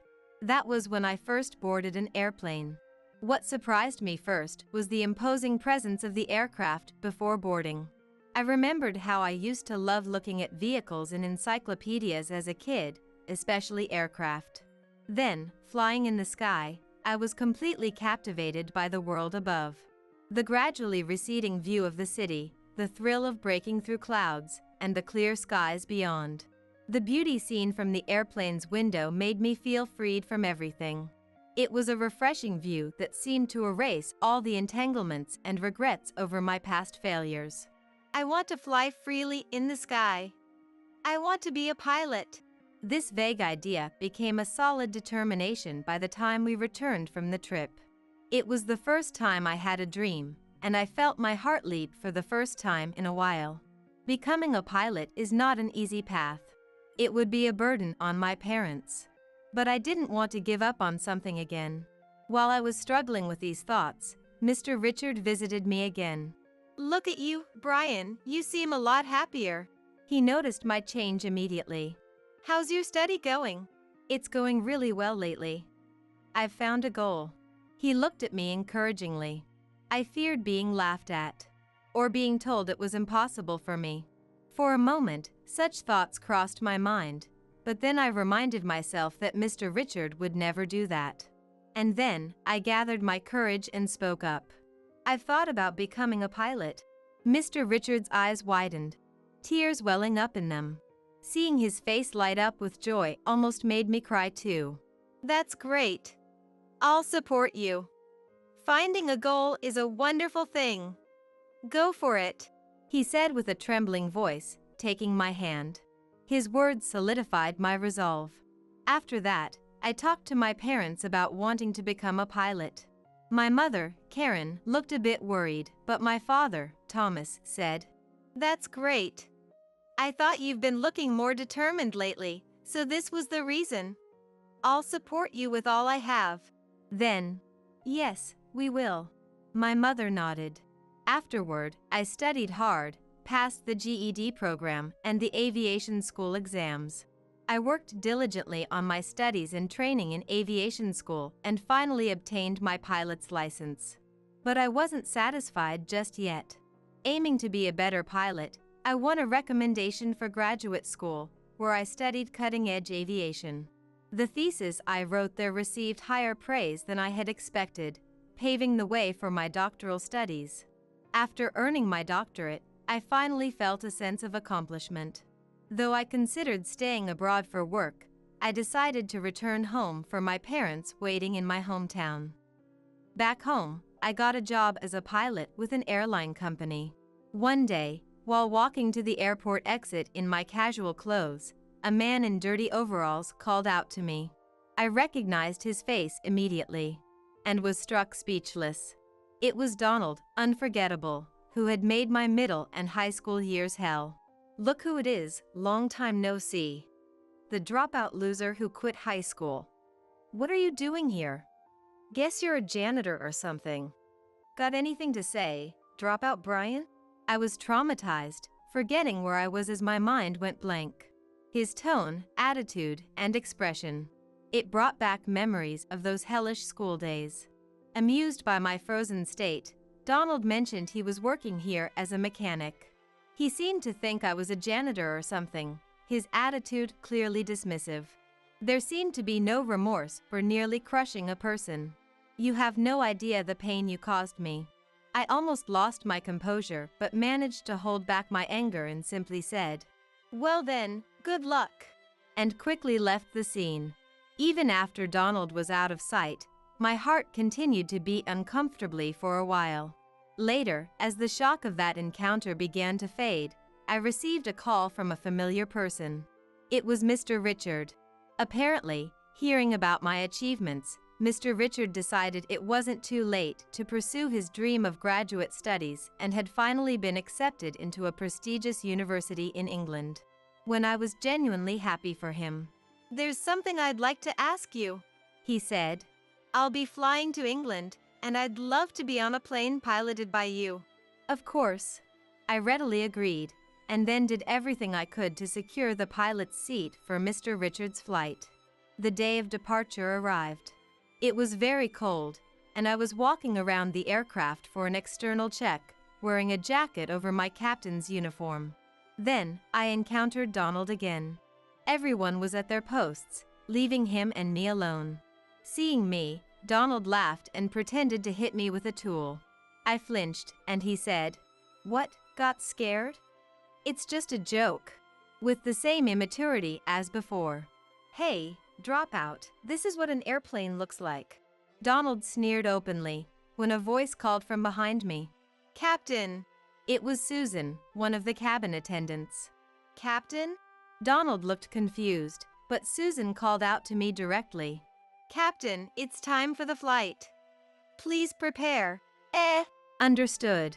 I'll be right there." Leaving a stunned Donald behind, I quickly made my way to Susan. Donald clicked his tongue behind me, but I felt a sense of vindication, almost like I had won something. Soon it was time to board, and the passengers began to enter the plane one by one. Seeing Mr. Richard among them made me smile involuntarily. Soon, all the passengers were seated, and the hatch was sealed. As the captain, I introduced myself and promised a safe journey through the skies to all passengers. I was sure Mr. Richard could hear my voice too. Thinking this made me feel even prouder to be piloting as a captain. Donald was a thing of the past. I can't forget the humiliation, but I'm not the same person I was back then. Reminding myself of this, I prepared to take off. The plane took off without a hitch. But then, an unexpected event occurred. A message from the control tower informed us of a sudden change in weather. Almost immediately, the plane was hit by a terrible storm. The aircraft shook violently in the blowing wind. It was an extraordinary shaking, unlike anything normal. Panic ensued inside, and amidst the chaos of reports coming through my headphones, I felt a moment of confusion. But I haven't accumulated over 10 years of experience for nothing. Plus, this situation closely resembled something I had written about in my thesis. Calm down. It's okay. I can do this after all the hard work I've put in. I collaborated with the co-pilot and cabin crew to ensure the aircraft's safety and to calm the panic. Soon, we managed to escape the dire situation. The aircraft gradually stabilized. When we safely landed and saw the airport, I felt a wave of relief, but the job wasn't done yet. As the captain, I apologized for the incident and then wished all passengers and crew success in their future endeavors before finishing my duties. Of course, the image of one particular mentor crossed my mind. Later, the details of the malfunction that had troubled the aircraft were revealed. It turned out that a certain part was damaged. Despite thorough double checks, I wondered why the maintenance had been neglected. When the authorities analyzed the camera footage, it was revealed to be Donald's doing. The malfunction was intentional. Initially denying the accusations, Donald's face flushed the moment I appeared. Noticing something was off, everyone turned their gaze towards me. I summarized my relationship with Donald. It's all in the past. How long will you hold on to it? That's why you're foolish. My impromptu remark seemed to make Donald realize he had dug his own grave. He tried to deny it hastily, but it was too late. The gaze of everyone present turned towards Donald. I'm not the timid person I used to be. Looking Donald in the eye, I made it clear. The one who's been holding on to the past is you. You intended this as harassment against me, but do you realize how many lives you endangered with your actions? Do you understand the magnitude of what you've done? Prompted by my words, those present began to voice their criticism towards him. Donald, looking pale and shrinking away, eventually broke down and apologized, but that couldn't erase the crime he committed. He admitted his guilt, faced disciplinary action, and was criminally charged, leading to his dismissal. His actions, both past and present, certainly cannot be forgiven. However, I couldn't help but feel pity for Donald, who had driven himself to this point by fixating on and trying to sabotage another person. A few days later, Susan and I went out for a meal together. Susan had invited me, asking, "Would you like to go out for a meal together on our next day off?" Being an excellent cabin attendant, Susan always looked dignified and beautiful, but in her casual clothes, she seemed even more so. I had secretly been attracted to her for a long time, but I had nearly given up on the idea, thinking that someone 8 years my junior could never be interested in me. However, our relationship rapidly grew closer following that incident. Could it be the suspension bridge effect? No, maybe it's slightly different. As I was eating, pondering over such thoughts. "Brian, you were really cool the other day," Susan said. I was at a loss for words, and Susan smiled softly. "What do you mean?" "When there was trouble, you gave calm instructions, right? Thanks to you, I was able to act calmly too. It was wonderful." It was an embarrassing compliment, but I feel responsible for involving so many people in my problem with Donald. That humble side of you is also wonderful. Are you teasing me? Not at all. Susan covered her mouth with her hand and smiled gently. Her surprising statements didn't end there. I'm the type to make a move on someone I'm interested in, she said. I was stunned. I could feel my face turning red. Then, Susan and I started dating.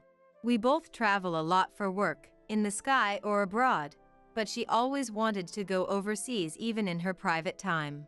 I also love flying, so traveling together is a great joy. France, Canada, Vietnam, Hawaii. We've made many memories in various places with her. Each time, I felt the wounds in my heart healing. I'm planning to propose to her soon. I intend to invite Mr. Richard to our wedding. It must be the strange connection that he helped forge. That's what I felt. This time, give the baby to your brother. You can just have another one. After I announced my pregnancy to my parents, my mother uttered those unbelievable words. Brother Zach and his wife Rosie, who is infertile, demanded that I give up my child for adoption to them. My parents have always prioritized Zach over everything and neglected me. The hopeful future I had envisioned upon conceiving my first child turned into despair. My name is Olivia. I've been married to my husband Walt for 3 years. Our marriage is great, and we've been talking like we want a child soon. However, I've kept some distance from my family home. The reason lies with my parents and my brother Zach. At the family home, my parents, Zach, and his wife Rosie live together. Zach was a prodigy since childhood and graduated from a prestigious university. He now secured a job at a major corporation. He is set to join and eventually take over our father's company. Our parents have adored him since he was young. In comparison, I wasn't very smart and had average looks, so I don't have many memories of being cherished by our parents. From a young age, I was always confused by the difference in treatment between Zach and me, often feeling down alone. Especially our mother, she was always with him, clearly showing he was her favorite. As for me, she mostly ignored me. When she did talk, it was usually to put me down. Perhaps influenced by our parents, Zach looked down on me too, so we never had a good sibling relationship. I felt I had no place at home and grew increasingly isolated. For those reasons, as soon as I graduated high school, I left home. My parents, seemingly uninterested in me, didn't say much when I announced my departure. In fact, they seemed almost pleased. After leaving, I got a job. And 3 years later, I married Walt, who was a classmate from high school. I was eager to build my own family and find my peace, away from the influence of my family. I only return home for Thanksgiving and Christmas. I'd rather not go, but my parents insist. They worry about appearances, and a daughter who never visits would look bad. They make a fuss if I don't go, so I endure it and visit twice a year. I went back grudgingly this Thanksgiving, but my mother was as cold as ever. You and your husband are still so unimpressive. It ruins the festive mood. She started with her sarcasm right away. She called us back only to say such things. If she's going to be like this, she shouldn't bother calling. I thought, while fending off her sarcasm, but her barbs continued. We're worried about you. You two live in poverty. We always think you'll come begging for money. My family home is quite wealthy. But since leaving, I've never asked for financial help and have been living off our own earnings with Walt. We manage a decent life and even celebrate their birthdays properly. There's no way we would do that. I immediately responded to her baseless accusation. However, she blurted out, "But you two are still low income, aren't you?" And then shifted her gaze to Walt beside me. Walt, you're still working at that detective agency, right? How long do you plan to keep doing that shady business? Don't you feel embarrassed? Indeed, Walt works as a detective, something she always ridicules. She sees detective work as shady and inferior to regular jobs. While Walt was explaining his job to make it understandable for her, Zach chimed in. Mom, it's pointless to even listen to that. Detective work is shady, something nobody wants to get involved in. It's a low-level job done by people beneath us. The salary must be nothing compared to mine. Flaunting his elitism, Zach looked down on detective work, just like her. That is something we've been hearing since we got married. Walt remained silent, but I felt angry that his job was being completely dismissed. Walt has been my confidant since our student days, so he understands what my family is like. Therefore, he always accompanies me when we have to visit my parents, not wanting to leave me alone. Even though he knows he'll be subjected to unpleasantness, I still feel terribly guilty. This visit, like others, ended up being an unpleasant experience. We resolved to live modestly together, not bothered by my family. Around that time, something wonderful happened. In our 3rd year of marriage, I finally became pregnant. I was overjoyed to be expecting our first child. Considering the way my parents always disparaged me, I felt I couldn't keep my pregnancy a secret from them. So, I visited my family home to announce it. It had been a while since I visited outside of Thanksgiving and Christmas, and my parents, Zach, and his wife Rosie were there. The response to my announcement was unexpected. Upon hearing my news, my mother suddenly raised her voice. "How dare you say such a thing in front of Zach?" I was surprised by her reaction. I hadn't expected congratulations, but this was unexpected. I was puzzled by her reference to Zach, and as I tilted my head in confusion, she revealed a shocking truth. "Zach can't have children, due to Rosie's constitution. How could you be so insensitive with your announcement?" I had no idea that they were infertile. Stunned by her unexpected words, I turned to look at the two. Zach looked uncomfortable and resigned. Meanwhile, Rosie was looking down solemnly. "You dare have a child before Zach. If it weren't for Rosie, this wouldn't have happened." She sighed dramatically, glancing back and forth between Rosie and me. Observing that, Zach intervened. "You know, Rosie feels guilty enough as it is. Don't be too hard on her, Mom." I was a bit surprised to hear he defend Rosie. From my occasional visits, I knew that his attitude towards Rosie was never that kind. "You're really kind, Zach. Rosie, if it weren't for being Zach's wife, you'd have been divorced long ago." Hearing Zach's words, our mother glared at Rosie. Indeed, knowing them, they might have divorced Rosie immediately upon learning of her infertility. But perhaps Zach does have some affection for his wife. I pondered that as I watched he calm our mother down. "Well, I've made my announcement, so I'll be heading home." The atmosphere had turned to blaming Rosie because of my announcement, so I decided to leave quickly. But then, my mother turned to me and said something unbelievable. "The baby you're having, give it to Zach." "What?"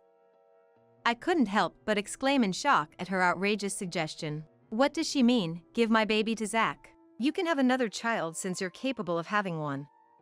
Since Rosie seems unable to. So giving that baby to Zach as an adopted child will bring peace to our family." Peace? What is she talking about? How could they think of taking my baby for him, just because he can't have children? That's absurd and unjustifiable. When I insisted I would never agree to such a thing, my mother retorted, "Look, this is our long-awaited first grandchild. I'll let it grow around me. It's only right that we get to raise it. Zach will take over the company, so we will raise the baby." She made such infuriating arguments, planning to take away my unborn child just to ensure a successor for our father's company. She talked about the process of adoption as if she had researched it, but I was too furious to listen. Seeing how irritated I was, Zach added something unbelievable. "Well, since Rosie can't have children, it's good for her that you got pregnant at this time. At least you're finally contributing to this family." I couldn't believe it, but Zach seemed to agree with her. Even our father, who usually says nothing, nodded in agreement from behind them. It seemed the whole family was ready to claim my baby as their own. I couldn't believe how casually Zach spoke such terrible words to his own wife, acting as if nothing was wrong.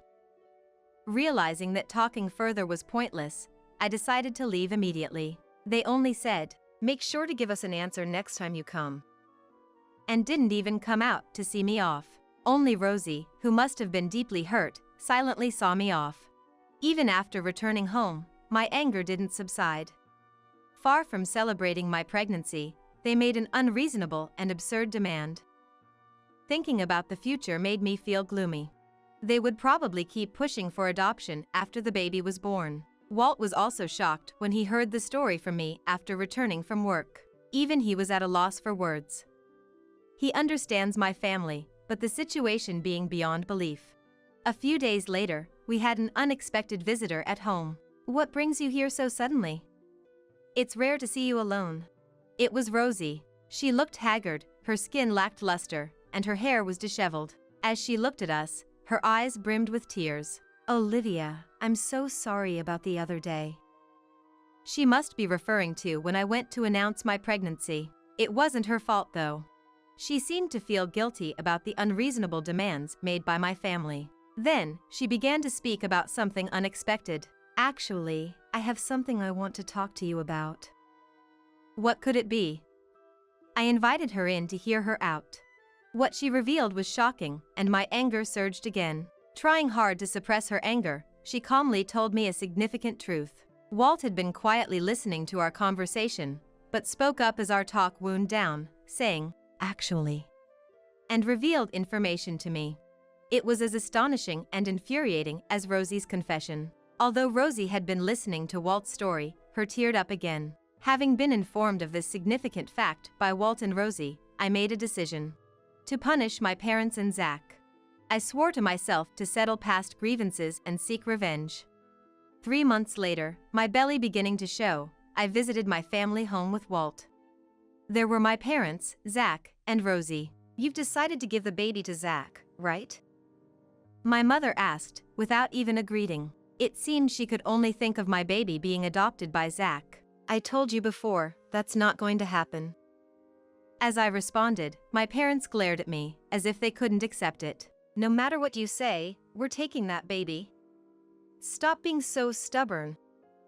My mother appeared infuriated by my resistance. Feeling the same way, Zach and my father just glared at me without stopping her. "No matter how much you yell, I will never give the baby away. Instead, I came today to show something to you guys. Is that okay, Rosie?" I said, then made eye contact with Rosie. She nodded, still looking into my eyes. "Rosie intends to divorce Zach. And the reason is this." I pulled several photos from an envelope I had brought. That was my purpose for coming today. "These are..." Seeing the photos, Zach was speechless. The photos showed Zach kissing another woman and entering a hotel, undeniable evidence of his infidelity. Apparently shocked to have been photographed. He muttered just one sentence. "Who the hell took these photos?" Our parents, standing next to Zach, looked bewildered and alternated their gaze between him and me. They probably had no idea that he was having an affair. "It was Walt who took these." "What?" Yes, Walt had taken the photos. Walt had been silently watching that unfold, but began to explain how he came to take the photos. As a detective, he had incidentally seen Zach walking in downtown with an unknown woman while investigating a case. Out of curiosity, he conducted his own investigation and discovered that Zach was having an affair with that woman by pretending to be single. The decisive moment was captured in those photos. Zach seemed to think he had cleverly kept his affair secret. He was dumbfounded and at a loss for words. "Adultery is a valid reason for divorce. Make sure you pay Rosie a proper compensation." Amidst the tense atmosphere, Zach spoke. "I got stuck with a wife who's so incompetent. It's okay to have a little fun outside, right?" Rosie and I were speechless. Instead of apologizing, he blamed Rosie for his infidelity. "That's right, you're right. Rosie, it's because you're incompetent. To think you're acting all high and mighty about divorce." Our mother joined in, supporting his retort. They were desperately trying to blame Rosie, probably not wanting to be at a disadvantage themselves. I guess after I left, she must have been treated coldly by this family, just like I was. Thinking about it made me feel terribly sorry for her. Therefore, I decided to confront this family today. To save myself and Rosie, who had been neglected all that time, I pushed them further into a corner by blaming Rosie. "Zach, you made fun of Walt, but the investigative skills of a professional detective are extraordinary. As soon as he started investigating, evidence kept piling up. And then, we found out something shocking about your mistress." Saying that, I saw my parents tensing up, wondering what shocking fact would come out next. "The woman you're having an affair with seems to be the daughter of a mafia boss." As soon as I revealed it, Zach stiffened as if frozen. He must not have known that. Immediately, my mother screamed. "What? Is that true?" Her beloved son's mistress being the daughter of a mafia boss. Upon knowing the full extent of the shocking truth, she collapsed to the ground, covering her face with both hands. My father also pressed his head with both hands, as if he had heard something terrifying. Zach, you were pretending to be single while dating her, correct? Right, he had hidden his marital status to have an affair with the woman. If she finds out that she's been deceived by a married man, what do you think will happen? What will her parents do when they learn their daughter was tricked by a married man?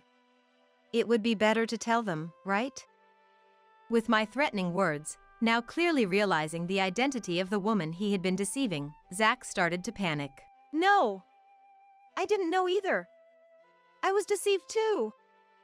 Our parents, domineering just a moment ago, were now completely confused by this unforeseen revelation.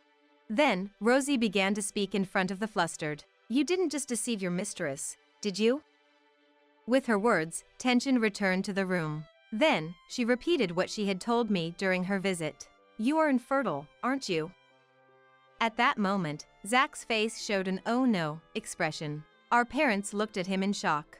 They had blamed Rosie for not being able to have a baby, but the cause was actually Zach himself. Did you know, Rosie? That was all he could manage to say. The stunned parents were visibly shaken by the harsh impact. As they struggled to find their next words, Rosie delivered the final blow. I found it accidentally while cleaning the room. Rosie had stumbled upon his infertility diagnosis, hidden in his desk drawer. He couldn't admit that to his doting parents, so he kept that fact a secret and blamed infertility on Rosie. Believing his words, our parents had blamed Rosie. His protective comments about Rosie when I announced my pregnancy were probably due to his guilt over the issue. Being blamed for not being able to have a baby, I suffered every day. And the talk turned to taking Olivia's child. I was just so sad. Rosie declared that with a calm and unchanged expression.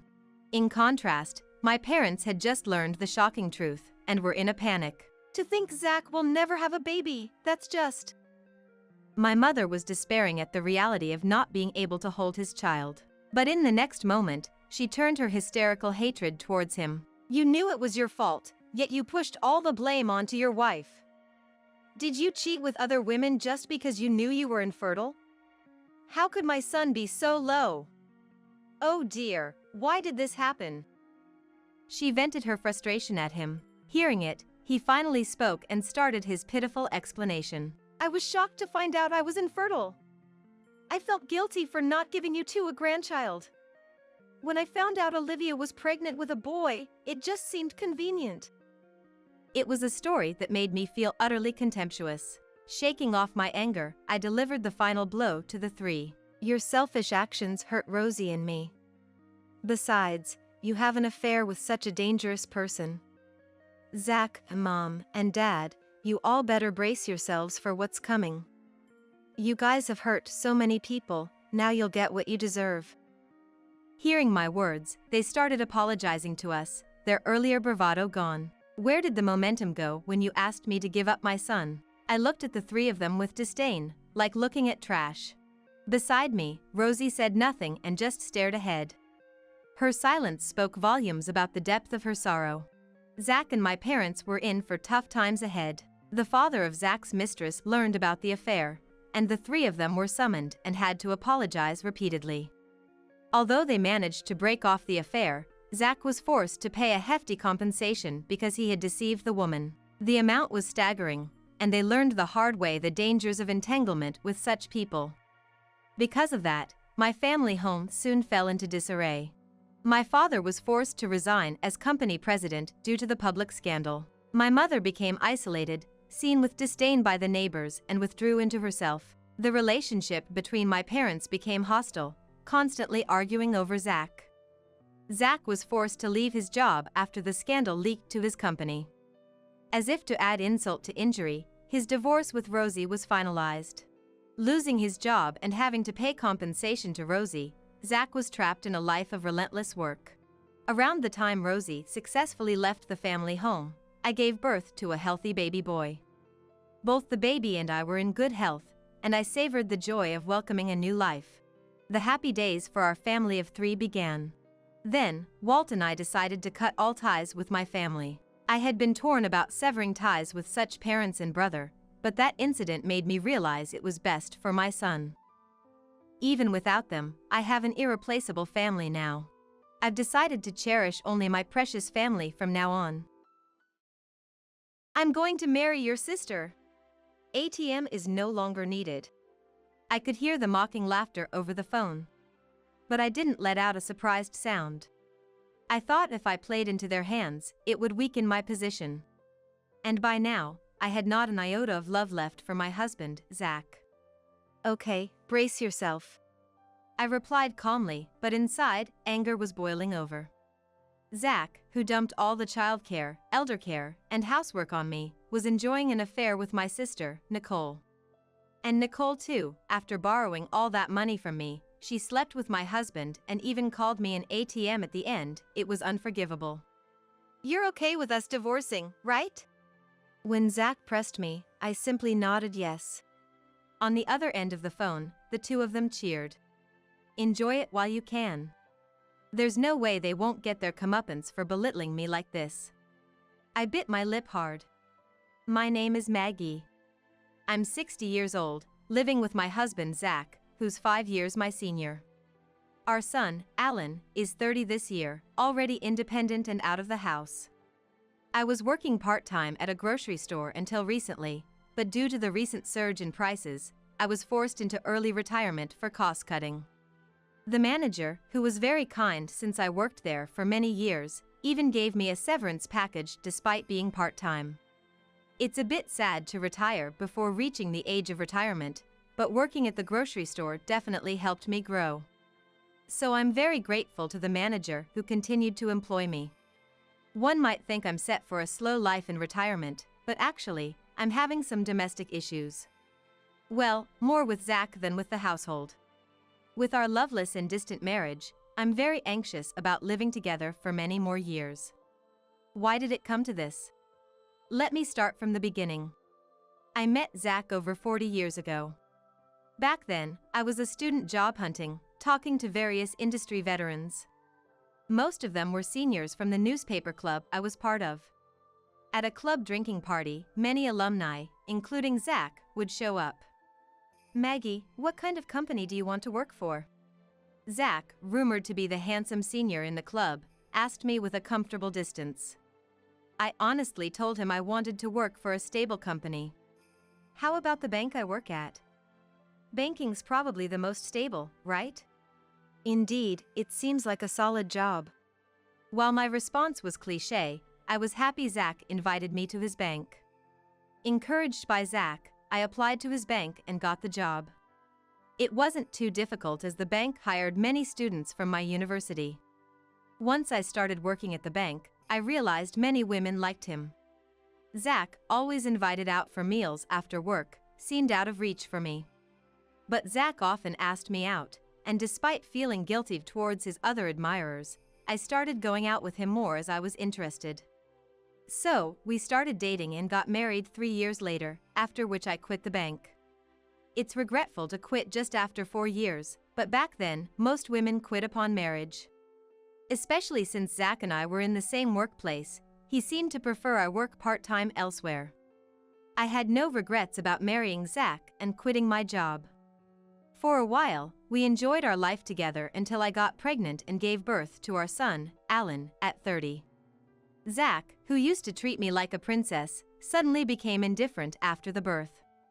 Zach, can you make a bottle for Alan? A bottle? That's a mom's job. Why do I have to do it? His sudden change in attitude left me more in shock rather than in sadness or anger. I had heard that men sometimes lose interest when their wives give birth. But I thought that was a story for only a small fraction of couples. I never imagined that Zach, who loved me so much, would suddenly cast me aside like throwing something into the open sea after I had our child. From then on, every day was a whirlwind. Zach continued to refuse to help with the baby. Taking care of the baby is a mom's job. Plus, you're a housewife, so it's natural for you to take care of it. I'm busy with work. Zach had his plausible reasons, but they didn't satisfy me.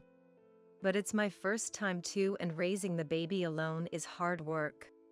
As I countered while watching Zach's reaction, he glared at me. If it's that hard, why don't you go to my dad's? Dad's free and can help you out. To your father? Yeah, that's right. I was utterly shocked by Zach's suggestion. Zach's mom had passed away early, and only his dad, Bob, was left, who recently had trouble with his legs and might need to go to a care facility. How could he think of leaving our child with Bob? Moreover, Zach completely refused to be involved with the baby, essentially just dumping it on his parents. Zach's outlandish idea left me troubled. Since then, I received little help from Zach in raising Alan, and I had to do it alone, repeatedly reading childcare books. Fortunately, Alan was a well-behaved and obedient child who listened to me and grew up healthy. When Alan turned 5, after sending him off to kindergarten, I noticed a call on my mobile phone. Maggie, it looks like Dad collapsed. I'm thinking of putting him in a facility. Can you handle the paperwork? What? Collapsed? Is he okay? And about the facility? I was very surprised by Zach's call. The news of Bob's collapse was alarming. I hoped he had been taken to the hospital in time. Given Bob's leg condition, it must have been quite a struggle. Bob had always been fond of me, treating me like his own daughter, and I regularly took Alan to visit him, even without Zach asking. The in-laws' house was about a 40-minute drive from our home. Every time we visited, "Thank you for coming all this way," Bob would say with a kind smile. Alan and I both loved Bob and, despite the distance, always wanted to visit him again and again. Hearing that Bob had collapsed, I was filled with anxiety, but Zach only mentioned putting him in a facility in a matter-of-fact tone, which irritated me. Just handle it. I'm busy with work, okay? Wait a minute. Zach cut the call quickly after saying his piece. The idea of putting Bob in a facility was unthinkable to me. Unless it was Bob's own wish, it seemed like Zach was just deciding to put him in a facility on his own. After much thought, I decided to take care of Bob myself as soon as he recovered. When I arrived at the hospital where Bob had been sent, he was in the hospital room and had already regained his consciousness. Bob was over 70 but had struggled to continue the family's farming business despite his leg issues. Both Zach and I had asked Bob to rest, but he insisted on going to the field that day. Maggie, sorry for troubling you. No, please, just don't strain yourself anymore. All right. It seemed Bob had learned his lesson this time and stopped going to the field after being discharged. Bob's field was no longer used for crops, leaving only an empty land. Though it could be revived with care, the land would probably be passed on to Zach, his only son, who I doubted would take up farming. I felt sorry for the neglected field but thought it was for the best if it meant Bob wouldn't strain himself further. After that, I started caring for Bob, visiting the in-laws' house about 3 times a week. I also began working part-time at the grocery store around that time, juggling work, childcare, caregiving, and household chores. For childcare, I switched Alan from kindergarten to daycare with extended hours, managing to make time. I worked 4 mornings a week till after lunch and then went to the in-laws' house. After caring for Bob, I would pick up Alan from daycare, go home, and make dinner. It was very challenging initially due to inexperience. Though it became slightly easier as I got used to it, I didn't realize how tired I was becoming. I had no time to talk to Zach and was overwhelmed just dealing with the tasks at hand. 10 years passed in this manner, and I turned 45, Zach 50. By then, Alan had become a teenager and often rebelled against me. But I saw this as a sign of his growing independence and, while feeling a bit lonely, I was happy about his growth. However, Alan never showed any defiance towards Zach. In fact, he hardly ever spoke to him. Zach had abandoned any childcare responsibilities from Alan's birth, leaving everything to me, so it seemed Alan didn't really think of Zach as his dad. It was around this time that our loveless and distant family relationship reached a critical point. The catalyst was a call from my sister, Nicole. Hi, Maggie. I just got back from a trip to Hawaii with friends and I've got some souvenirs for you. Can I drop by your place? Nicole, my elder sister by 3 years, has always been reckless with money and had a fiery temperament, making us quite incompatible. She always wore flashy makeup and was more beautiful than me. I was suspicious of her intention to give me souvenirs but couldn't refuse her kind gesture and agreed. When Nicole came over the weekend, she handed me the souvenirs, which I realized were not from Hawaii and were clearly common sweets available locally. I chose to stay silent, thinking that pointing this out would only upset her. "Hey, Maggie. I'm short on cash this month. Can you lend me some money?" Suddenly visiting with a fake souvenir and now this, I wondered what she was up to. Lend you money. Why? I suspected it was just Nicole's usual spending habits leaving her broke. Well, I've been feeling unwell lately. The doctor said I might need to be hospitalized. But I don't have insurance and can't afford the hospital and treatment costs. Nicole, sounding feeble, left me speechless. What kind of illness required hospitalization? I silently stared at Nicole, who looked at me pleadingly. Okay. Just pay me back after your treatment. Thanks. Sisters are the best. Nicole's face lit up as she shook my hand. Despite our differences, she was my sister and I wanted her to get well soon if she was ill. By the way, when is Zach getting back? Once Nicole knew I'd lend her the money, she casually asked this. Zach just went to the grocery store. Oh, I see. I'll just say hi then and leave. Right then, the front door opened and Zach returned. Hey, Zach. Oh, Nicole. You're here. Yes, just had something to discuss with Maggie. But I'm done now and will be leaving. As Nicole stood up and passed by Zach, she seemed to whisper something in his ear.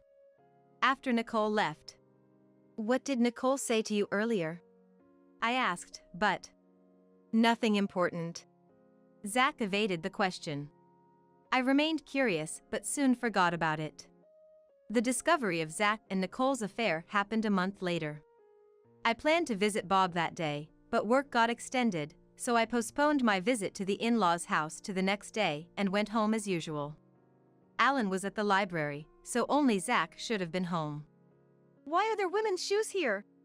As I took off my shoes at the entrance, I noticed a familiar pair of heels. They were the high heels Nicole wore over the weekend. Entering the house, the living room was empty, which relieved me momentarily. But then, from the bedroom, I heard faint, indiscreet voices of Zach and Nicole. What are they doing? I considered confronting them right then, but hesitated at the last moment. What if Zach demands a divorce after being exposed? Alan wouldn't want to live with Zach. But I wasn't confident I could afford Alan's education fees alone. If we were to divorce, I wanted to wait until Alan had graduated from college. Frustrated, I decided to leave the house, pretending I saw nothing. Instead, I gathered evidence of the affair, taking photos of their traces and secretly saving the exchanges between Zach and Nicole from his mobile phone. It appeared they had been having an affair for about 6 months. Despite the anger boiling inside me, I reminded myself it was for Alan and endured, not exposing the affair. Another 15 years have passed since then, and Alan is now part of the working world. After graduating from college and leaving his first job early, Alan set up his own business and is now working hard as its president. And as the story goes, I had retired from the grocery store, but I was working a little at Alan's company. I had been giving Nicole money for her treatment bit by bit, but when her requests became too persistent, I grew reluctant to lend more and started ignoring her calls. In fact, the signs of Nicole and Zach's affair had disappeared about a year after it came to light. Zach probably got bored of Nicole. He changed his mind and chose to stay married to me.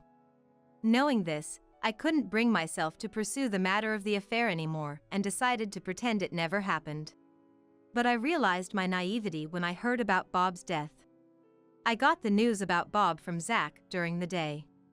Bob had lived a long life until 95, but I was deeply shocked by the loss of Bob, who I had cared for so long.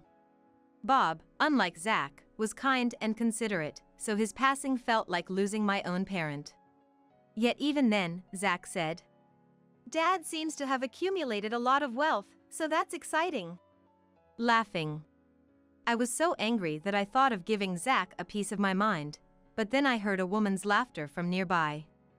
Oops, did she realize we're together? I was chilled to the bone at the sound of Nicole's voice. Had Nicole and Zach's relationship not ended after all? For 15 years, they had continued their affair without my knowledge. Realizing this, they seemed like an incomprehensible entity to me. I'm going to marry your sister. ATM is no longer needed. I could hear the mocking laughter over the phone. But I didn't let out a sound of surprise. I thought if I played into their hands, it would weaken my position, and by now, I had not an iota of love left for Zach. Okay, brace yourself. I replied calmly, but inside, anger was boiling over. Zach, who dumped all the childcare, elder care, and housework on me, was enjoying an affair with Nicole. And Nicole too, after borrowing all that money from me, she slept with my husband and even called me an ATM at the end. It was unforgivable. You're okay with us divorcing, right? When Zach pressed me, I simply nodded yes. On the other end of the phone, the two of them cheered. Enjoy it while you can. There's no way they won't get their comeuppance for belittling me like this. I bit my lip hard. After Bob's funeral, I filed for divorce as promised. When I informed Zach, he seemed so delighted that it felt like he was doing it on purpose. Now that we're divorced, you should leave this house as soon as possible. Me leave? I asked, surprised, and Zach nodded as if it were obvious. I'm going to live with Nicole, and you'll be living alone. This house is too big for one person. Anger turned to disbelief, and I said, okay. Too weary to argue, and agreed to Zach's demands. Though upset, I had already considered my living situation before the divorce. Leaving our home, I headed to Alan's, who was living independently. I had contacted Alan beforehand, and he welcomed his mom, who had just left Zach, with open arms. He's truly a kind son. I resolved to work even harder at Alan's company. A few days later, a man claiming to be a lawyer contacted me.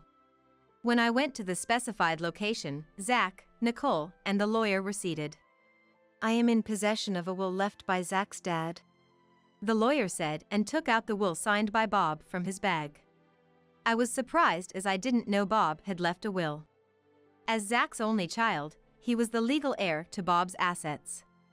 Being no longer Zach's wife, I had no claim to any inheritance. Why was I called then? As I wondered, the lawyer read the will. Its contents were astounding. Bob had left half of his assets to me. That meant the field Bob owned was now part of my estate.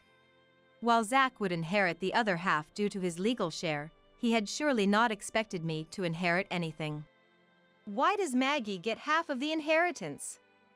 I'm his only son, I should receive it all.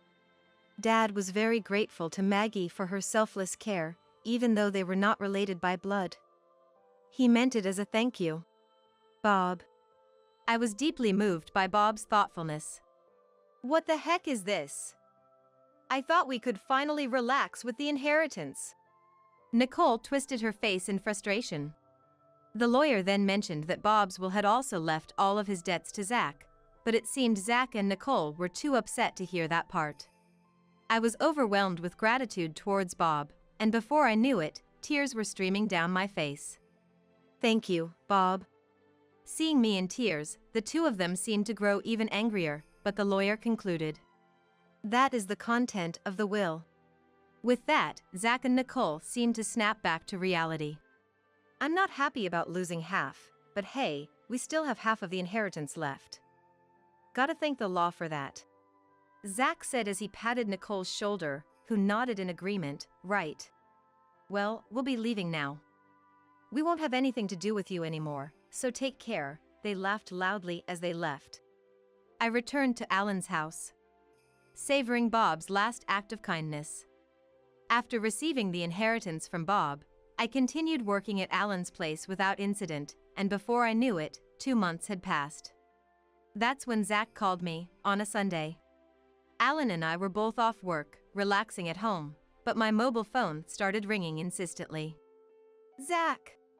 The air froze between me and Alan as we realized it was Zach calling. Why is Dad calling? He abandoned you, and now what does he want? You don't have to answer. Alan said so, but the phone kept ringing persistently. Irritated, I decided to answer to silence Zach. What is it, calling me repeatedly? You said we wouldn't have anything to do with each other ever again. I answered with a tone of annoyance, but Zach seemed not to hear me and started talking frantically. Hey, what's going on? Why are you working at Alan's company? And why is Alan's company being featured on TV? And what's with showing your fancy house? Zach's near hysterical voice echoed through the phone, causing Alan to frown. You saw the TV. I realized why Zach was calling all of a sudden. Recently, a TV station had interviewed Zach's gym, and it was broadcast yesterday. Alan's gym, which combines a gym and cafe, had caught the TV station's interest due to its novelty. Since opening, the gym had rapidly increased its membership, and Alan appeared on TV as a successful young entrepreneur, even showcasing our home as Zach mentioned. The house we live in now, Alan's home, is quite luxurious, far surpassing the neighboring houses in size. So Zach saw Alan's house and was shocked enough to call. What do you mean you guys are living in such a big house? Over here, Nicole used up all of Dad's inheritance, and I even got left with his debts. Damn it, I didn't hear about that from the lawyer back then. Zach yelled angrily over the phone. But back then, the lawyer did mention that Bob had left all his debts to Zach. It wasn't my fault that Zach had not listened, and it was none of my business. It's none of my business, Zach. The lawyer clearly mentioned it, and it's your responsibility for not paying attention. Besides, you knew about Nicole's spending habits even before marrying her, right? I gave her money for treatment and haven't been repaid yet. This just proves to me that you and Nicole are the worst kind of people, quick to betray someone you should trust. In response to my correct argument, Zach remained silent, unable to say anything. Besides, isn't it all your fault for cheating on me in the first place? I just don't understand why I have to be blamed. I let out my pent-up frustrations, feeling somewhat relieved.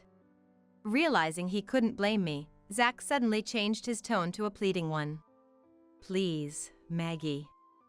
I'm begging you, lend me some money. I was supposed to get a retirement fund this year, but I got fired, and all I'm left with are Dad's debts. Nicole left after we argued about money. How am I supposed to live now? You're my only hope. I admit I was wrong about everything. I apologize. Just give me a little bit of Dad's inheritance. You're living a good life with Alan, right? Think of it as helping someone out, okay? His nerve to beg his ex-wife for money after cheating and leaving her was beyond comprehension. Alan, who had been listening to the conversation, looked at me, seemingly wanting to say something. I handed my mobile phone to Alan. Alan turned on the speaker and firmly said to Zach, Dad, you betrayed Mom and married Nicole, right? And I heard you never took care of me since I was born. I don't have any memories of playing with you after I became aware. It was always just Mom and me. On Parents' Day and Sports Day, it was always just Mom who came. That's why I'm helping Mom with my company and living with her. Why should I, who you never did anything for, lend you money? My only parent is Mom. I won't give you a single dollar. Alan's strong, businesslike tone choked me up. I could sense Zach gasping on the other end of the phone. Alan, how could you say that to your dad? Fine, I won't rely on you guys ever again. Don't insult me. With that, Zach hung up. We looked at the silent mobile phone and then burst out laughing together. Zach begged us for money, and now he says he won't have anything to do with us. What an idiot. Yeah. Dad has always been like that, getting angry without thinking ahead. As we discussed Zach's foolishness, the phone rang again. It was Zach. He probably wanted to ask for money despite saying he wouldn't contact us again. Fed up, I blocked Zach's contact. That's it. Now that fool can't bother us anymore. Yeah. Thanks, Mom. His gratitude for being raised seemed implicit. I should be the one thanking you. You've given me such a great life. No matter how old you get, you're still my precious son. We reaffirmed our bond as mother and son, grateful for each other's presence in our spacious home. A few days later, my sister Nicole called me. Her request was almost identical to what Zach had said. I couldn't fathom lending more money to Nicole, who hadn't even repaid what she owed me. In fact, I hadn't yet demanded compensation for her affair with Zach, so I successfully sued both of them for damages through a lawyer. They ended up getting divorced after being married. Their marriage only lasted for 2 months. Zach was even worse off than Nicole. The negative inheritance he received from Dad was too substantial. Bob had borrowed a lot of money for farming, managing it all by himself. I hadn't known about it. While caring for Bob, he often complained about Zach. Bob was able to forgive Zach for not taking over the farming business, but the fact that he didn't take care of Alan and not visit his own father was unforgivable. He was also furious with the way Zach treated me, and I always tried to soothe him, saying it was okay. If kind Bob was that angry, Zach must have been quite a negligent son. All of Zach's expected retirement funds were gone due to his dismissal for misconduct. Rumor has it he even tried to embezzle money from his bank to pay off his debts. Had he just worked quietly until the end, he would have received his retirement money. His greed was his downfall. Now, while receiving a pension, he seems to be working 3 part-time jobs to pay off his debts. Starting a new job at 65 and being taught by younger people as a newcomer must be shattering his pride. Although he has worked as a bank employee for many years, his part-time job as a new employee involves a lot of odd jobs. A hard adjustment for someone who never did housework, childcare, or elder care. He'll likely give up soon enough. For Zach, who neglected his son and cheated with Nicole for years, it's a fitting punishment. I hope he manages until the end. As for me, I'm still working energetically at Alan's workplace. The staff, who are around my child's age, treat me very kindly. Our workplace is always full of smiles, attracting many customers. Alan recently got engaged to a girl a year younger than him and introduced her to me. She's a wonderful, sensible young lady. Well respected at work. I was planning to move out when they married, but she insisted we live together. I'm grateful for her kindness and looking forward to our future together. I received the urgent call that my pregnant daughter, Holly, was in a critical condition, so I rushed to the hospital. But standing outside her room was my granddaughter, Tilly, her face tense and worried. "Tilly, what are you doing here? Shouldn't you be in school?" "Grandma, what's wrong? We need to get to your mom's room. She's not feeling well." "Come on, let's go." "Wait." She grabbed my hand and pulled me in the opposite direction, away from the room. "Wait, what's going on?" I let myself be led as she pulled me down the hallway of the hospital's wing. She led me outside, into the hospital's courtyard. I was out of breath when I asked, "Why did you bring me out here? What's happening?" Without saying a word, Tilly pulled out an unfamiliar smartphone and handed it to me. On the screen, there were 2 shadowy figures. They looked like a man and a woman, but I couldn't see their faces, only their backs. I strained to listen. The 2 figures seemed to be speaking to each other. "What is this?" "A nurse I didn't know gave it to me in Mom's room." "This, it looks like Dad, right?" "It do, but..." We couldn't hide our confusion. We both started to panic, trying to make sense of the situation, our minds and words scrambling. If the man in the video really was Elton, then we might be in serious danger. "Grandma, we need to get out of here." "But what about Holly?" As we hesitated, unsure of what to do, a shadow loomed behind us. "Holly, take care of Dina." Those were the last words of my husband, Willie. It was almost a year ago when Holly and I faced our first family loss together. He had lung cancer. By the time they found it, it was already at its final stage, and the only options were treatments that would only prolong his life. Willie refused all of them and accepted the end on his own terms. His face was so peaceful, it almost looked like he was just sleeping. "Mom," Holly called out softly to me. I couldn't even respond. I just stood there, silently offering my prayers for his peace. But Holly kept speaking. "Mom, why don't you come live with us? It's hard, I know. It must be tough being alone." At that moment, I didn't think much about it. I just responded quickly, yes. I was half in a daze, but another part of me knew Holly was right. At my age, I didn't want to impose on anyone else. I'm glad. Now I can relax a bit. Life was going to get busy from then on. There would be so many things to do, with hardly any time to think. I'd have just a brief moment to grieve. A year has passed since then, and now I've moved in with Holly and her family. I've been living comfortably, without any significant issues. Holly's family is currently just the three of them: Holly, her husband Elton, and their daughter, Tilly. But soon there'll be four. Holly is expecting their second child. My greatest joy right now is anticipating the birth of my second grandchild. But that's not the only joy in my life. Tilly, though I feel it's almost embarrassing to say, is very attached to me.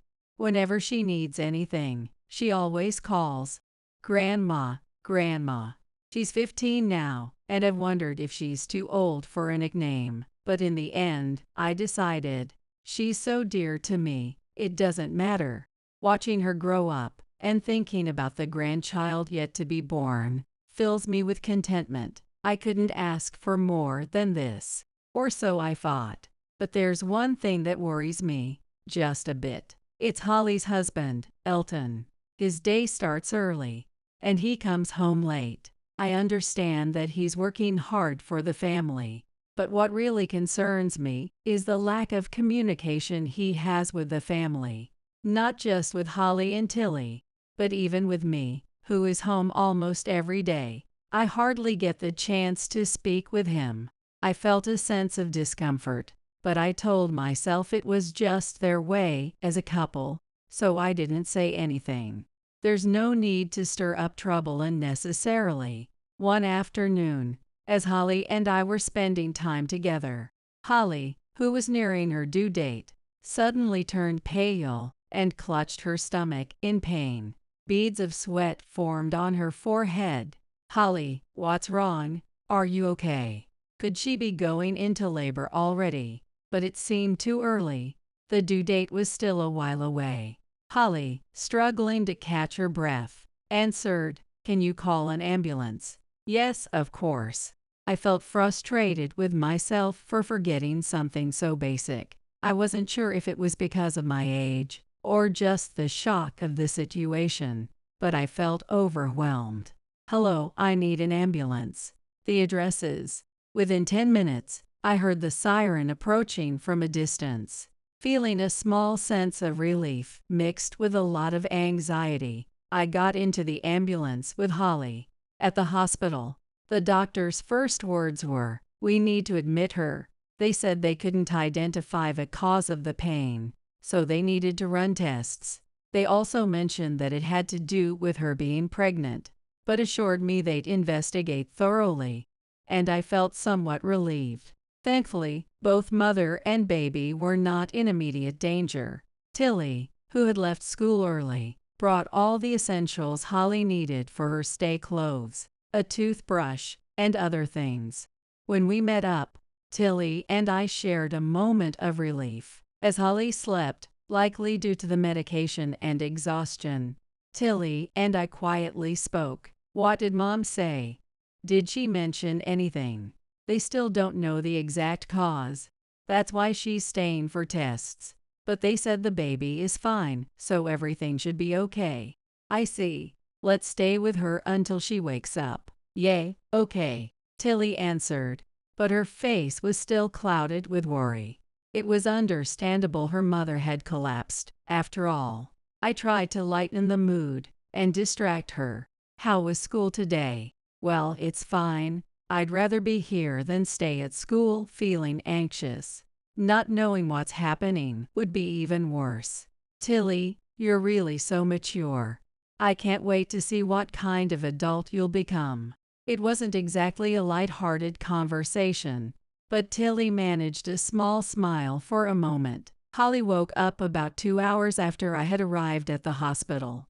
She hadn't lost consciousness, so she was already aware of her condition. After a brief chat with her, Tilly and I left the hospital.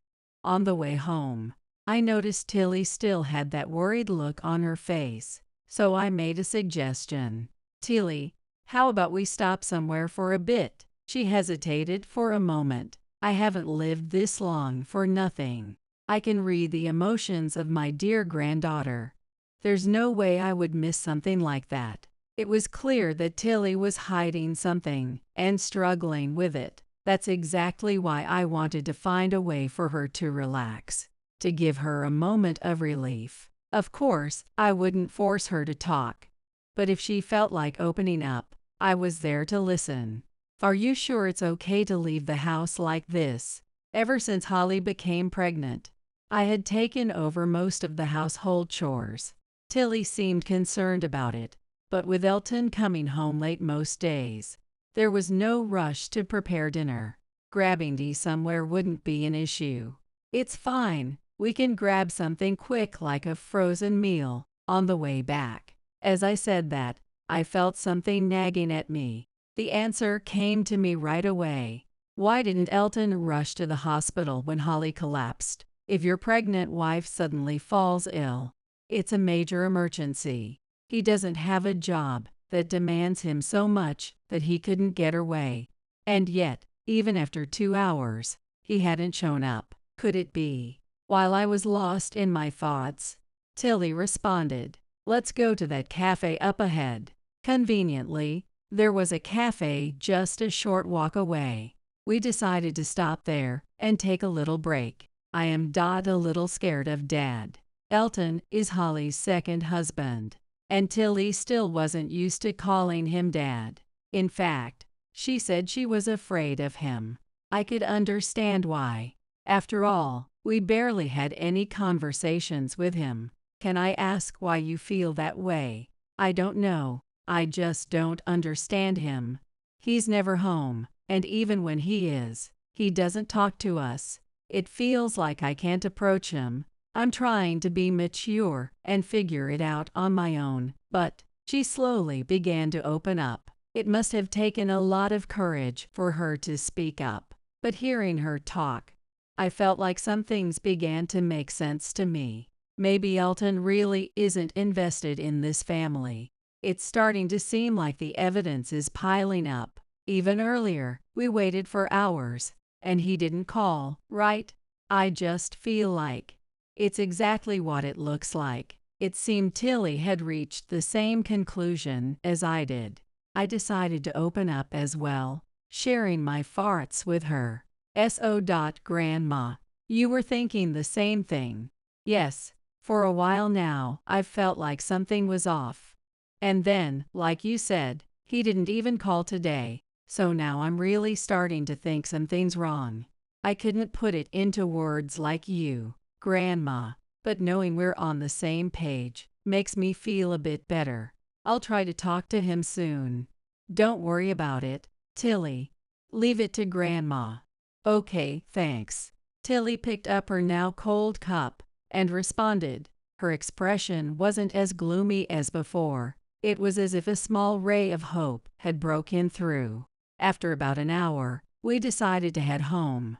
It was evening, but the sun hadn't fully set yet, and the air was still warm. By the way, are we still getting dinner on the way back? She asked as we stopped at the crosswalk. Yay, what should we pick up? The light changed, and as I started to step forward, I thought about what was in the fridge.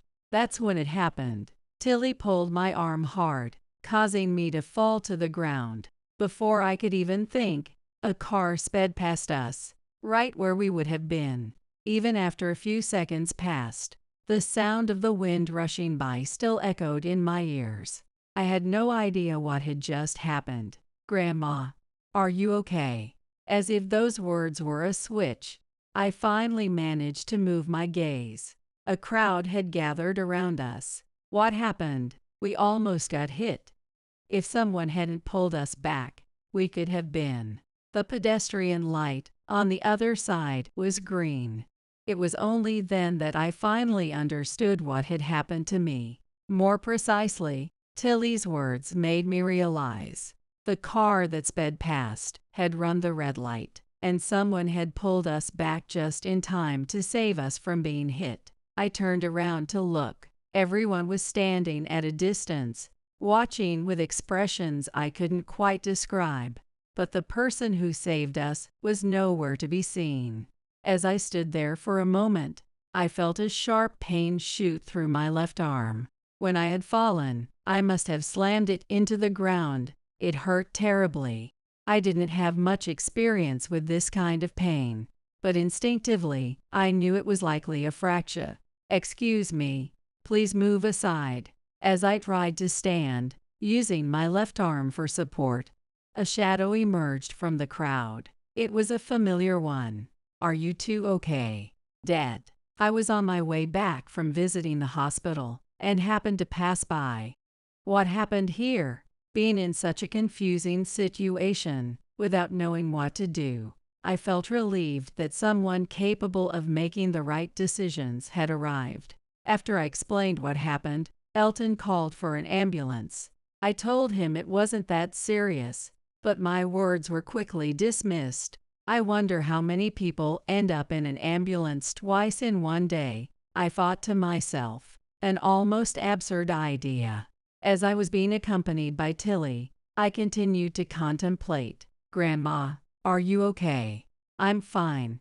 This feels like a bit of an overreaction, though. Elton said he would go home first to grab a change of clothes for me, just in case, and then left. That's when I noticed something and felt a shiver run down my spine.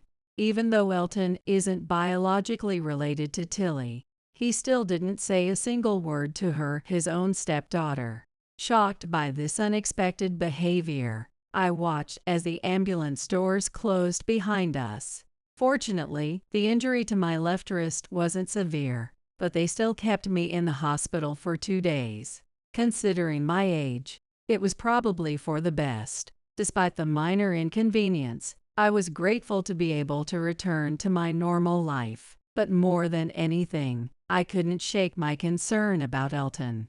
I wanted to have a conversation, not necessarily confront him, but with his business trips and consistently late returns, finding a proper time was proving impossible. Days passed with this frustration building, and then I received a call from the hospital where Holly was admitted. Her condition had suddenly changed. They needed to perform an emergency C-section, even though there were only a few days left until the due date. This unexpected news filled me with a sense of helpless anger, but getting caught up in such feelings wouldn't help anyone. I quickly gathered my things, doing the best I could with my still healing hand, and hurried out of the house. I got off the bus and entered the hospital. As I pushed my way through the crowd of visitors to reach Holly's room, I was surprised to find not a doctor or a nurse, but Tilly waiting for me. Tilly, what are you doing here? Shouldn't you be in school? Only then did I realize it was already evening, long past the end of the school day. Grandma, what's wrong? We need to get to your mom's room. She's not doing well. Come on, let's go. Wait. Tilly grabbed my hand and started running in the opposite direction of the room. The strength of her pull reminded me of the same force she used when she saved me from getting hit by the car just a week ago. Wait, what happened? I let myself be pulled, running down the hallway of the hospital wing. Tilly led me outside, into the courtyard. Out of breath, I asked, "Why did you bring me here? What's going on?" Tilly didn't say a word. Instead, she pulled out a smartphone I didn't recognize and handed it to me. On the screen, there were two shadowy figures.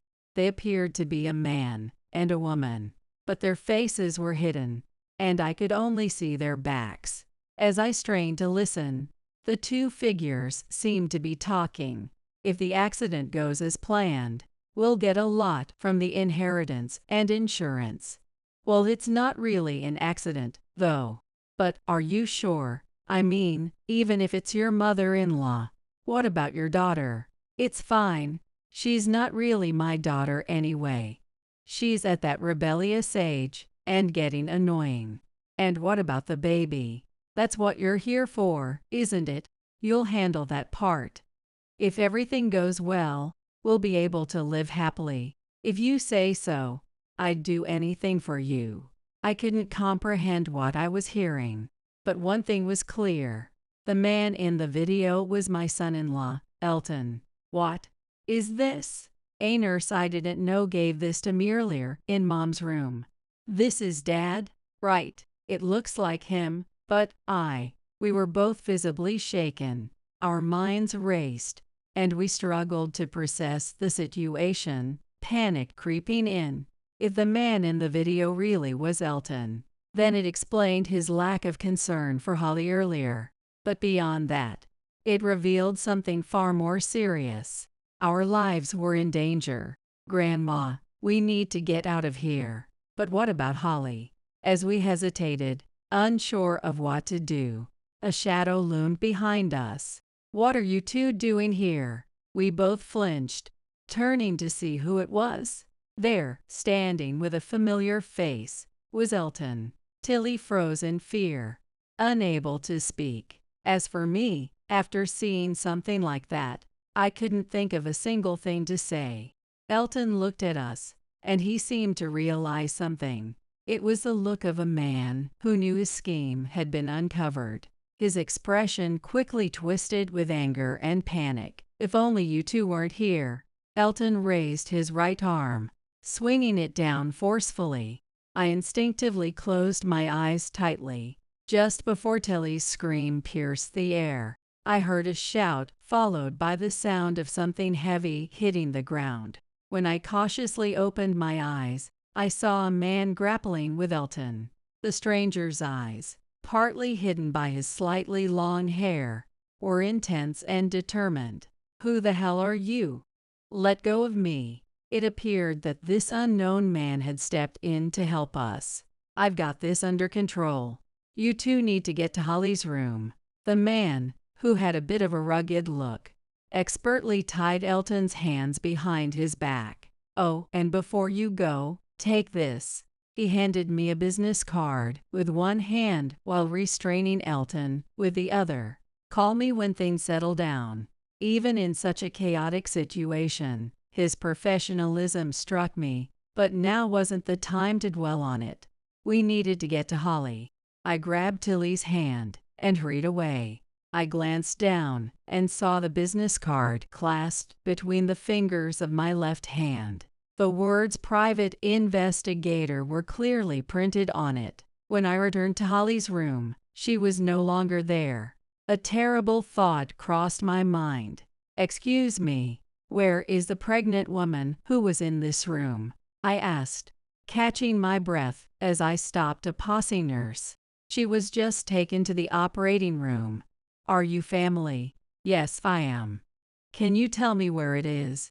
The nurse, polite but with a hint of hesitation, offered, "I'll show you the way." She explained that Holly had lost consciousness and was taken for an emergency C-section. "Please, let both the mother and baby be safe." I prayed deeply in my heart as I continued moving through the hospital without a moment's rest. I couldn't tell how much time had passed. Perhaps it felt like an hour when finally, several doctors and nurses emerged from the operating room.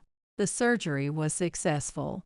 Both the mother and baby are safe. As soon as I heard those words, tears flooded my eyes. I hugged Tilly, and we shared our relief and joy together, despite all the worries still lingering. At that moment, I just wanted to feel pure happiness. A few days later, one morning after that tumultuous day, I was in the hospital room where Holly was recovering.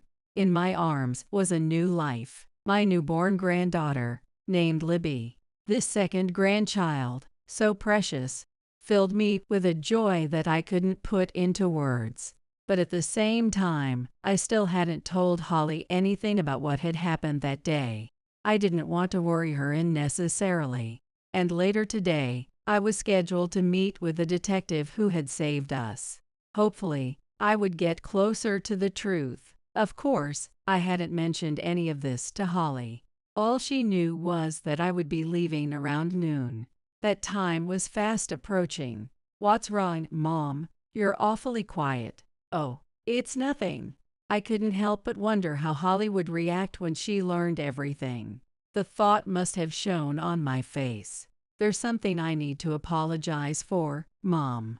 Her sudden confession made me tense up a bit. "What is it?" All of a sudden. "But you're leaving soon, right? Let's talk about it another time." With just that one line, I felt like a child who had been caught hiding something. Later that afternoon, I met up with Tilly, who had left school early, and we headed to the same cafe we had visited before. It was a chain cafe, nothing particularly distinctive about it. As soon as we entered, a man waved at us from the back of the cafe. It was undoubtedly the same man who had helped us that day. Sitting next to him was a woman who seemed vaguely familiar, though I couldn't quite place her. Who could she be? "Hello.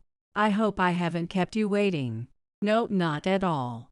Tilly, noticing something, let out a small gasp. "Allow me to introduce myself properly. My name is Ernie.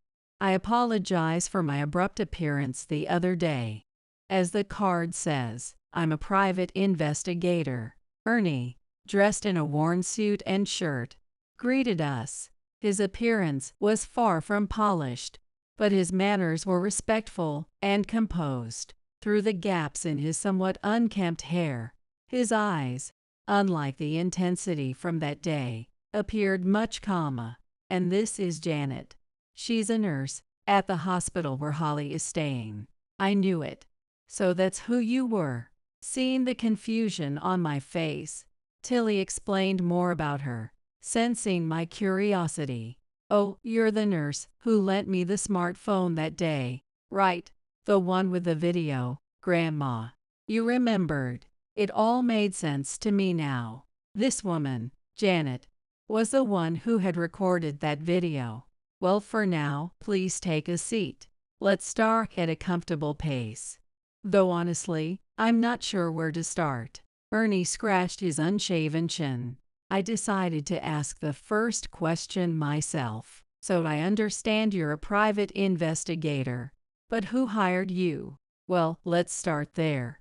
The person who hired me is Holly." What a revelation. So she had known everything from the beginning. Like me, had she stayed silent to avoid causing unnecessary worry. "Holly is an old high school friend of ours," he said, gesturing back and forth between himself and Janet. "I see. It might be easier if Janet explains it. Holly happened to be brought to the hospital where I work. Once things settled, I approached her, and she remembered me. We started chatting frequently after that." Janet paused for a moment before continuing. "One day, I noticed a doctor at our hospital named Alyssa chatting with Holly's husband. But it wasn't just like old friends catching up, it felt suspicious. When I told Holly about it, she admitted she had been feeling uneasy for a while. That's when she reached out to Ernie, the private investigator." I see. With this explanation, the pieces of the puzzle started to fall into place.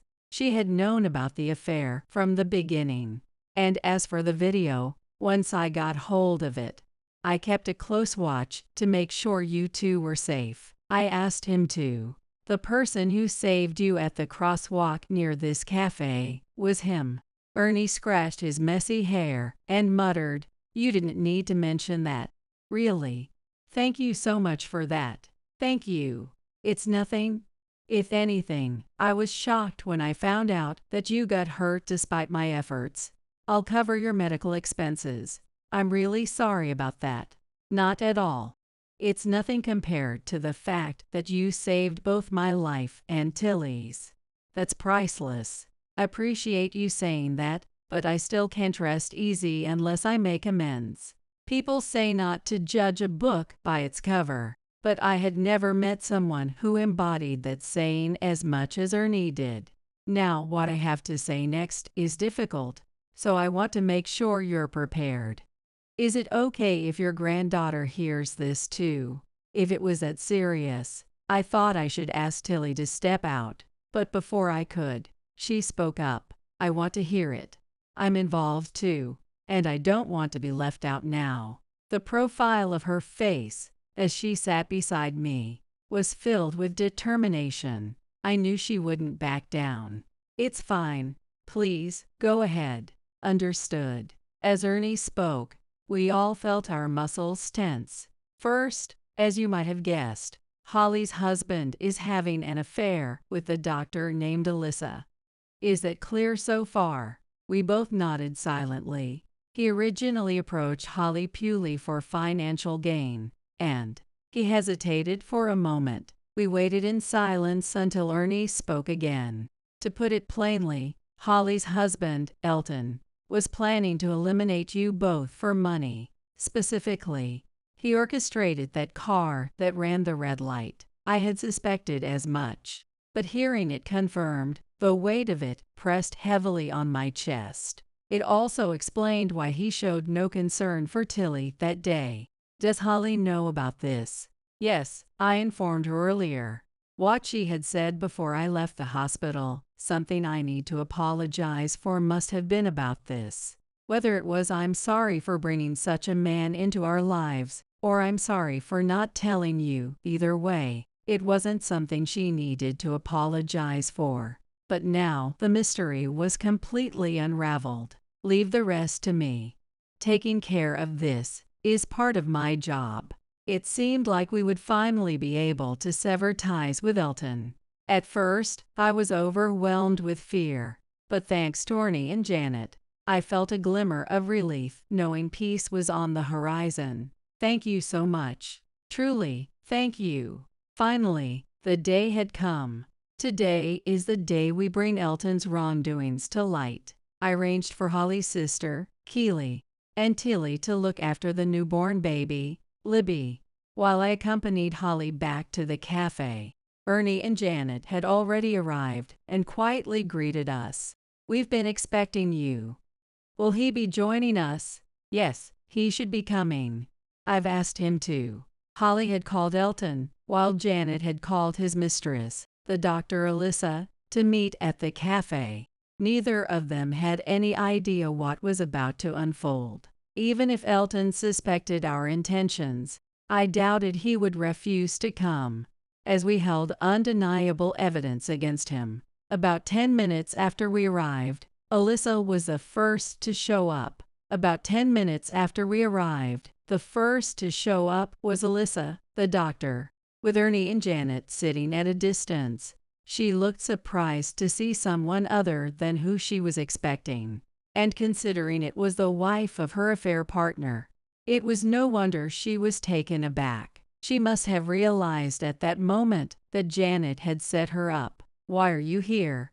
And how is the baby?" "They're fine, thanks to you." Just after this brief exchange, the mastermind of this entire scheme, Elton, appeared. "Alyssa, what's going on? Please, take a seat." Sensing something was off, Elton immediately turned to leave, but Ernie wasn't having it. "Please, have a seat." A quiet yet forceful pressure stopped him in his tracks. Perhaps recalling how Ernie had overpowered him before, Elton reluctantly sat down, clearly hesitant. And so, all the key players were gathered.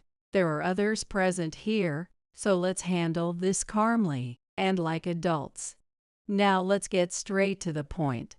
Janet, could you show the video? Janet, following Ernie's cue, took out the smartphone and played the video showing the two shadowy figures. It was clear now that one figure was Elton, and the other was the doctor, Alyssa.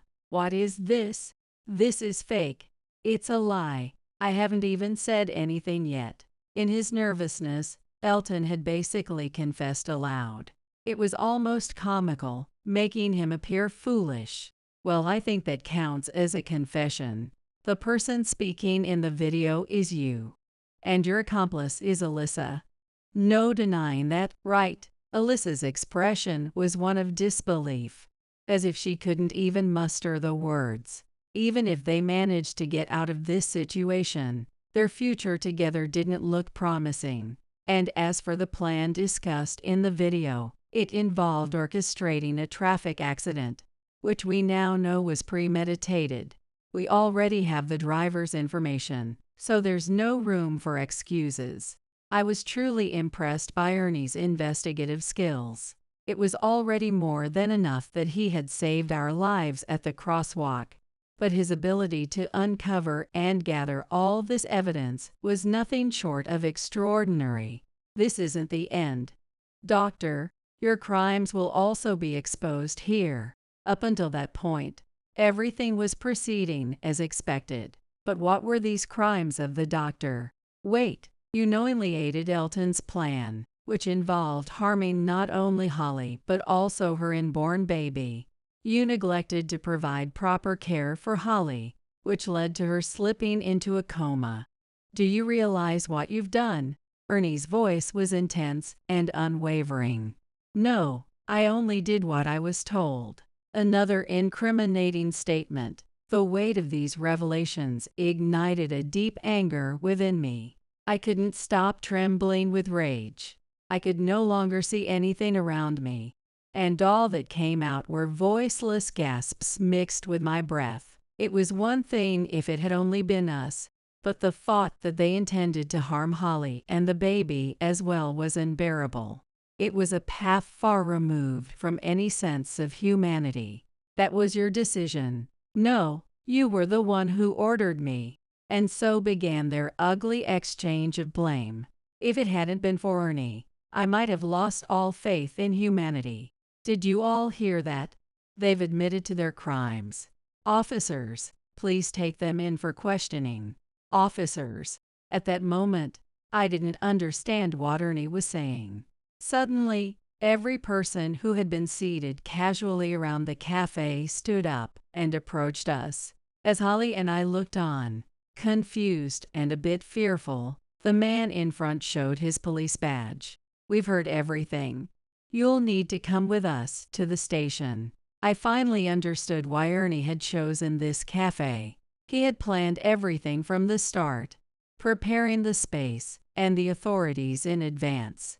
And so, Elton and Alyssa were arrested, and the situation was resolved. Thank you so much.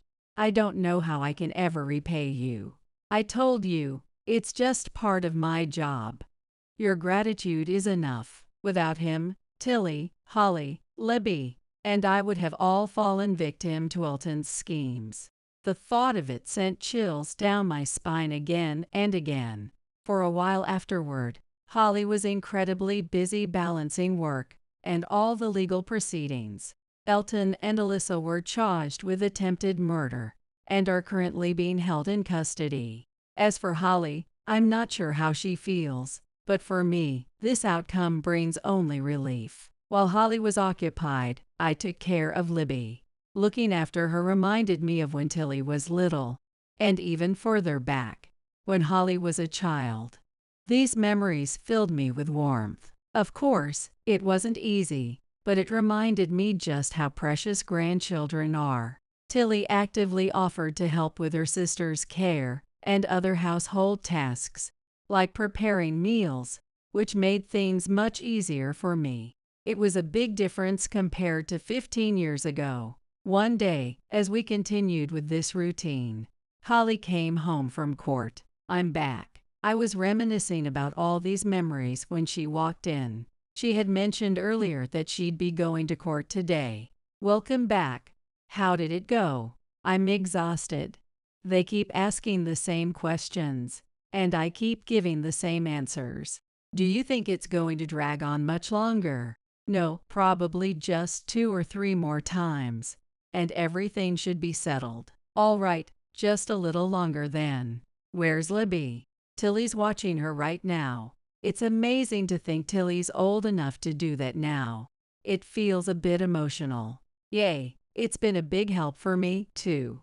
After everything we've been through, being able to have a casual conversation like this felt like an incredible blessing. Not long ago, I wouldn't have even known if I would be alive, so this was a gift. Even though he insisted it wasn't necessary, I thought I should pay Ernie a visit to express my gratitude properly. Of course, that included Janet as well. Once everything was settled, the 4 of us visited Ernie's detective agency. To put it bluntly, the office was located in a run-down, nondescript building that matched Ernie's unassuming demeanor. When I knocked on the door, Ernie peeked out lazily through the gap. He glanced at the paper bag I held in my left hand and muttered, "I told you I didn't need anything." "Oh, come on, don't say that. I can't thank you enough for everything." With that, Ernie reluctantly opened the door for us. "Sorry, it's a bit messy in here. Thank you so much for everything." Thank you, Ernie." Next, Libby spoke up. It was probably her own way of saying thank you. Hearing her, Ernie, who had been maintaining a faint, polite smile, exhaled and gave a genuine smile. Seeing that, we couldn't help but smile too. Suddenly, Tilly stood up, as if struck by an idea, and spoke to Ernie. "Ernie, please hire me here in the future."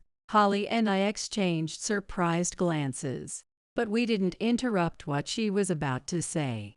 "Ernie, you were so cool. I want to help people the way you do." As if it was a habit, Ernie rubbed his unshaven chin, appearing thoughtful. "You know it's not an easy job, right? And to be honest, cases like this don't happen often, and not everything turns out perfectly." His eyes had a different look to them than any I had seen before. "I know, or at least I think I do. You're serious, huh?" Tilly met his gaze and didn't look away. "Well, it's still early, so come back when you're an adult. If when that time comes, you still want to join me, even if it means giving up on other opportunities, then you're welcome here." Thank you. Maybe it was her way of showing gratitude, or maybe she truly admired him. I wasn't sure, but I had a feeling it was a bit of both. 5 years passed after that. Libby was now talking up a storm. Her first words sounded like Mom and Grandma, so Holly and I had a small argument over it, but we've been living peacefully and modestly. The biggest change was, of course, well, I'm off. Now 20 years old. Tilly was working for Ernie, just as she had declared years ago, when she first visited him again after 5 years. She told me he was genuinely taken aback. I hadn't seen that scene myself, but I could easily imagine his expression. I recalled telling Tilly once that I was excited to see what her future would bring. Who would have thought that future would be as a detective? Take care, be safe, and say hi to Ernie for me. I will. She smiled as she closed the door behind her, and so our home remains peaceful today. Can't you think before you act? Is that why people call you thoughtless and useless? Apologize to me now. And it better be a sincere apology. When my husband talks to me like this, I have no choice but to comply. If I talk back, we will end up in a big fight, and it might lead to divorce again. I learned from my last divorce that a woman must not defy her man. So, in my next marriage, I thought I should be more submissive. But deep down, I knew that was wrong. I don't want to make the same mistake twice. This time, I'll find my happiness. That's what I thought. My name is Jory, and I'm a 35-year-old stay-at-home wife. After failing in my first marriage and going back to being single, I vowed not to make the same mistakes and have been living quietly. Thanks to my hard work, I met Brown and we got married. I'm often looked down upon, but it's better than my previous marriage, which was full of fights. I just live quietly, day by day. Brown is an energetic man, confident in himself, and a bit overbearing, maybe because he's 2 years older than me. You're a housewife, so you should make sure I can relax at home since I'm the one who's earning. That's what a wife's job is. Why did you put away the remote? Leave it where I sit. You're really useless. He often complains, or, you need to work on being more attractive. Even if it means faking youth, make an effort to look younger than your age with makeup. he criticizes my appearance constantly. These were issues in my previous marriage too, and back then, I would talk back to my ex-husband, resulting in big fights. Now, my thinking has changed, and I've decided to keep smiling and nodding without talking back. That's what I endure now. Marriage is all about patience. That's what I believed at the time. If I couldn't endure, I wouldn't find happiness. In this marriage, I've been pretending to be less intelligent than I am. During my previous marriage, my ex-husband would rely on me when he was in trouble but would say, "Smart women just aren't that charming." I think that was one of the reasons our marriage was so unhappy, so now I pretend to be a graduate of a less prestigious university and avoid making any insightful comments. Thanks to that, Brown has started to say, "Jory really is a naive person. That's what makes her cute." And he seems happy with me. To be loved as a woman, I've learned that intelligence isn't necessary. I just need to agree with everything Brown says without question. But then, something happened that changed all my stereotypes. It was at a family gathering, where my mother-in-law Susan's harassment forced me to prepare and serve food and drinks for all the relatives by myself. I thought about it a little and realized that if I cut down on unnecessary steps and movements, I could easily handle it all by myself. While simmering the dishes, I served the ones that didn't require cooking and provided drinks, using all 3 burners and managing everything alone. Just when I was about to finish cooking, Brown's sister Keely came over with a worried look and said, "Jory, Mom says she's sorry. Are you okay? I'll help you. It's almost done, so it's okay." "What? Almost done? Have you worked in the culinary industry or something?" "I worked really hard, and before I knew it, everything was done. I must be a genius. Ahaha." Pretending to be foolish isn't as easy as it seems. I've been imitating what someone who used to get yelled at for bad test scores in school said, somehow managing to cover it up. But just because someone has bad test scores doesn't mean they're not intelligent, so eventually, a mistake will be made.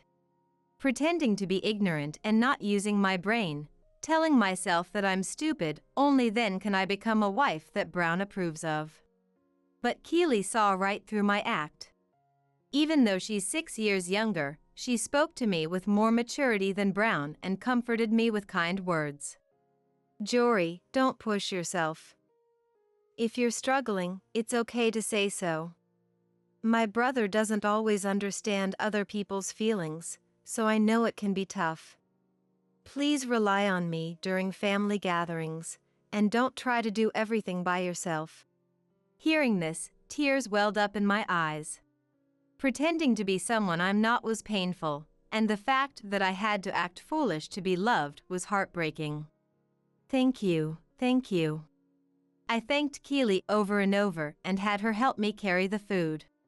Since then, Keely and I have been chatting on social media and occasionally going out together. My in-laws consist of my father-in-law working overseas, leaving Susan to manage the house on her own.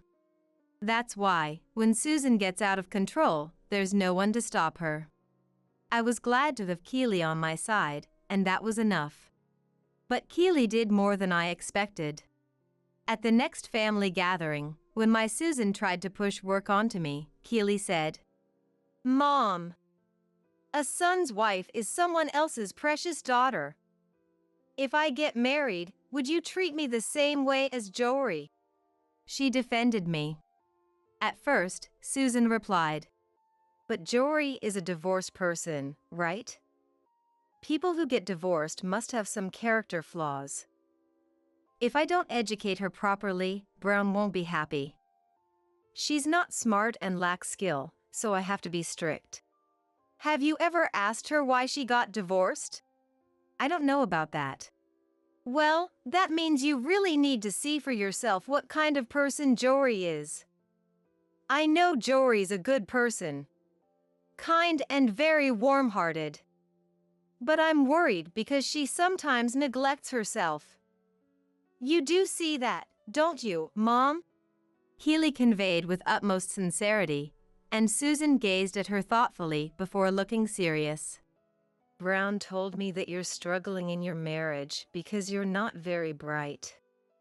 But just like this kid says, even when I've given you impossible tasks at family gatherings, you've managed them effortlessly. If you were really dumb or inept, you wouldn't have been able to do them." "See!" Keely exclaimed, and Susan apologized to me. "I've only been listening to Brown's opinion, and I thought it was right. Jory, I'm truly sorry for my rudeness until now." It's all right." Susan apologized to me repeatedly. Honestly, being told to do all the cooking never made me feel uncomfortable. I never even thought it was harassment, but I was slightly happy, thinking that Susan and I might get along better from now on. After that, Susan was tough on Brown. "Stop complaining about Jory and start making an effort to be a good husband that matches her." Brown was initially downcast by this, but it seemed to have wounded his pride. When he got home, he glared at me and yelled, "What did you tell Mom? Really, having a dumb wife is a pain." I didn't say anything. Even if Susan says something, just be yourself. I told her that you've always treated me well at family gatherings. My bewildered response only made Brown angrier. "Huh? You're saying you lied to me? So, you don't really like me?" "No, I'm always grateful. Thanks to you, I, with no education and not very bright, can live." When I pleaded like this, Brown smirked with an eerie smile. "Oh really? Then you'll do whatever I say, right?" "Yes, I'll do anything." "Then, because you messed up and I got yelled at by Mom, you'll get no allowance as punishment. I've been giving you $100 a month, but it'll be $0 now. If you want it back, just think about pleasing me every day." Brown said that and retreated to the bedroom. Alone, I felt disheartened, muttering, Was this marriage a mistake?"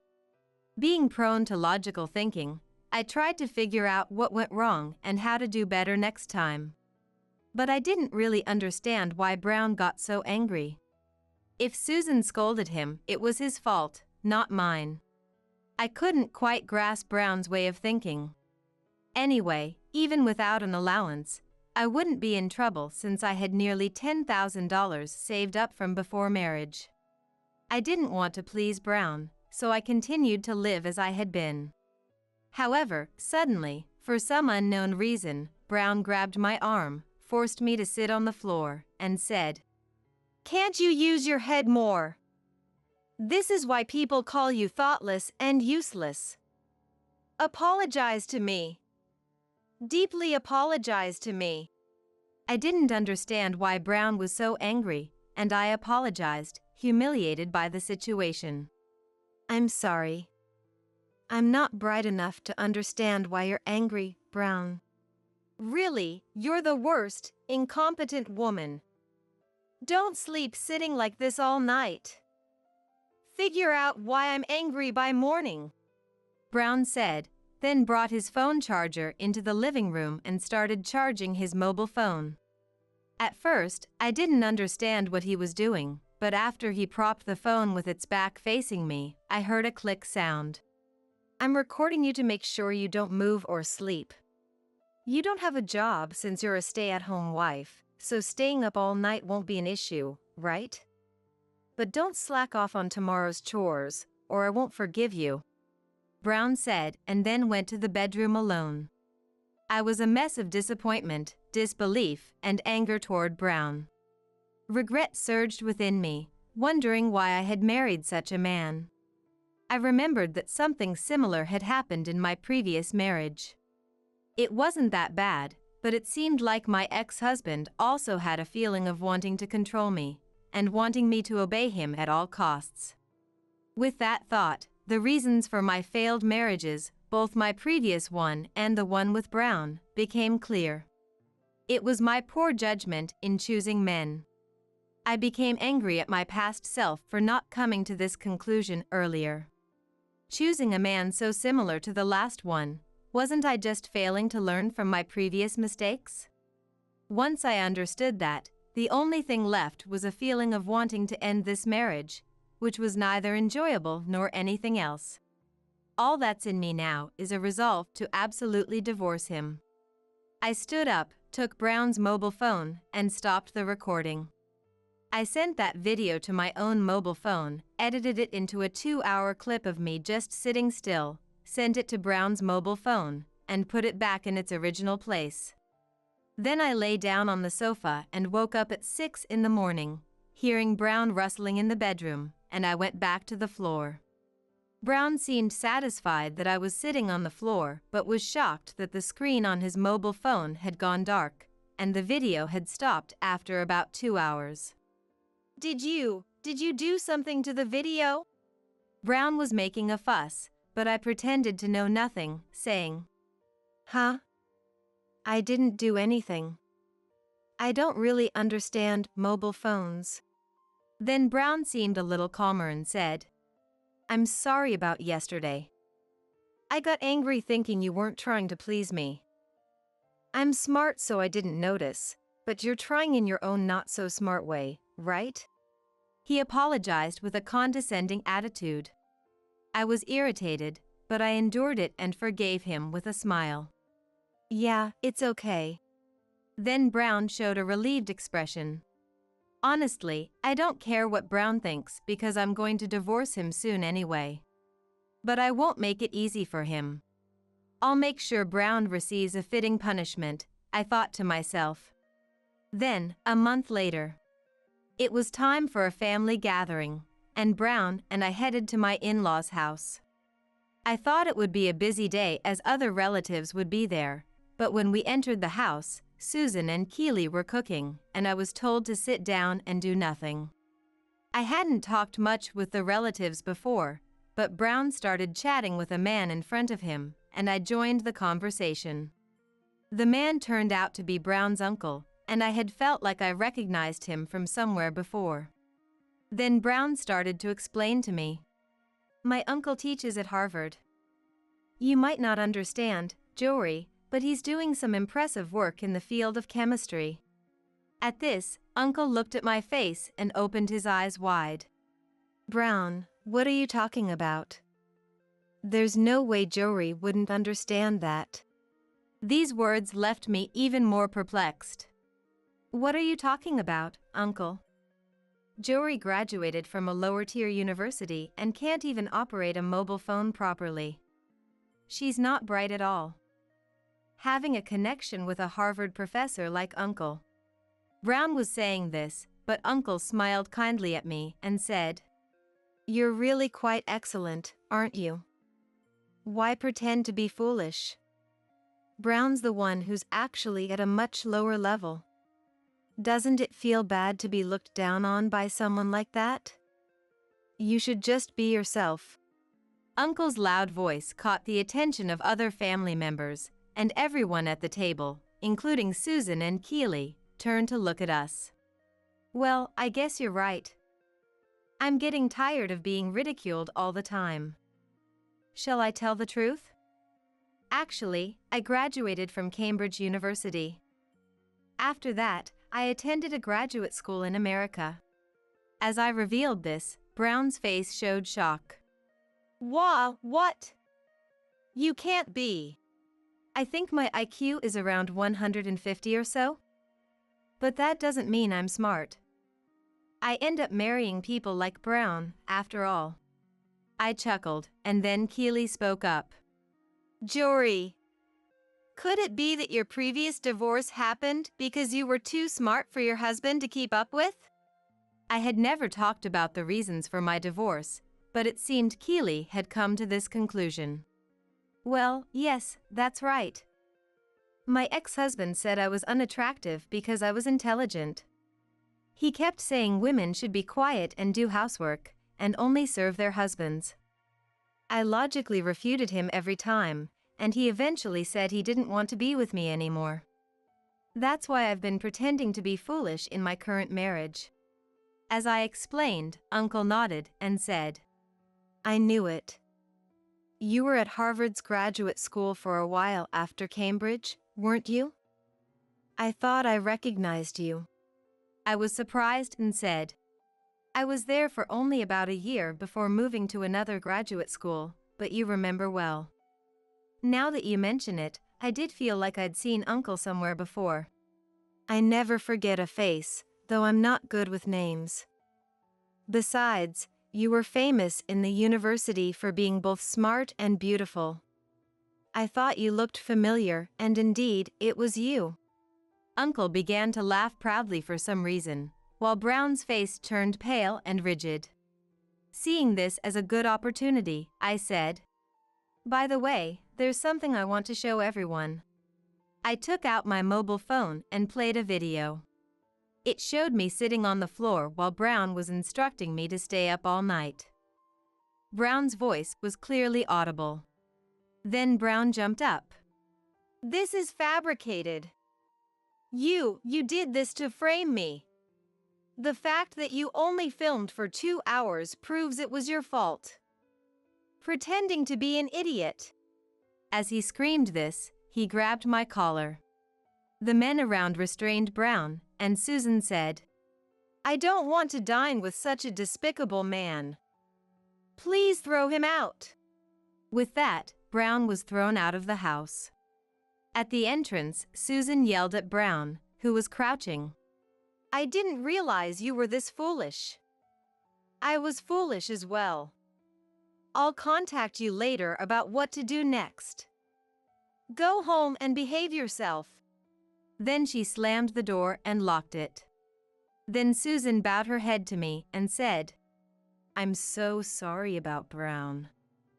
I had no idea he did such a terrible thing. And yet, I once believed what Brown said. She covered her face with her hands and started crying. Keely and I supported Susan's body. Susan isn't to blame, right? It's okay. I've already forgiven Susan a long time ago. I reassured Susan and kept repeating that until she finally recovered, put on a smile, and said, The food's getting cold, let's eat together. We all returned to the living room. Afterward, I had conversations with Uncle about his university research, and we had enjoyable chats with other family members. Then, I divorced Brown. Brown said he didn't want to be with a woman like me, so the divorce and property division went smoothly. At the end, when I showed him the passbook with $10,000 in savings that I had saved before marriage, Brown made an incredibly frustrated face and said, I should have been kinder even though I thought you were not smart. I'm sorry, you won't forgive me anymore, will you? I'm sorry. He regretted and apologized, but it was too late now. I ended my relationship with Brown without listening to his words. Afterward, it seems Brown was disowned by Susan and cut off by Keely. He sought help from relatives, but no one paid attention to him, and he is living a lonely life. Since then, I have found a job and am working hard. Who came up with the idea that a woman's happiness is in marriage? I can live happily without getting married, and now I can focus on what I want to do. This is when I can be myself the most. Although I divorced Brown, I have built a good friendship with Keely afterwards. I plan to never forget being myself and occasionally meeting and spend fun times with those I want to get along with.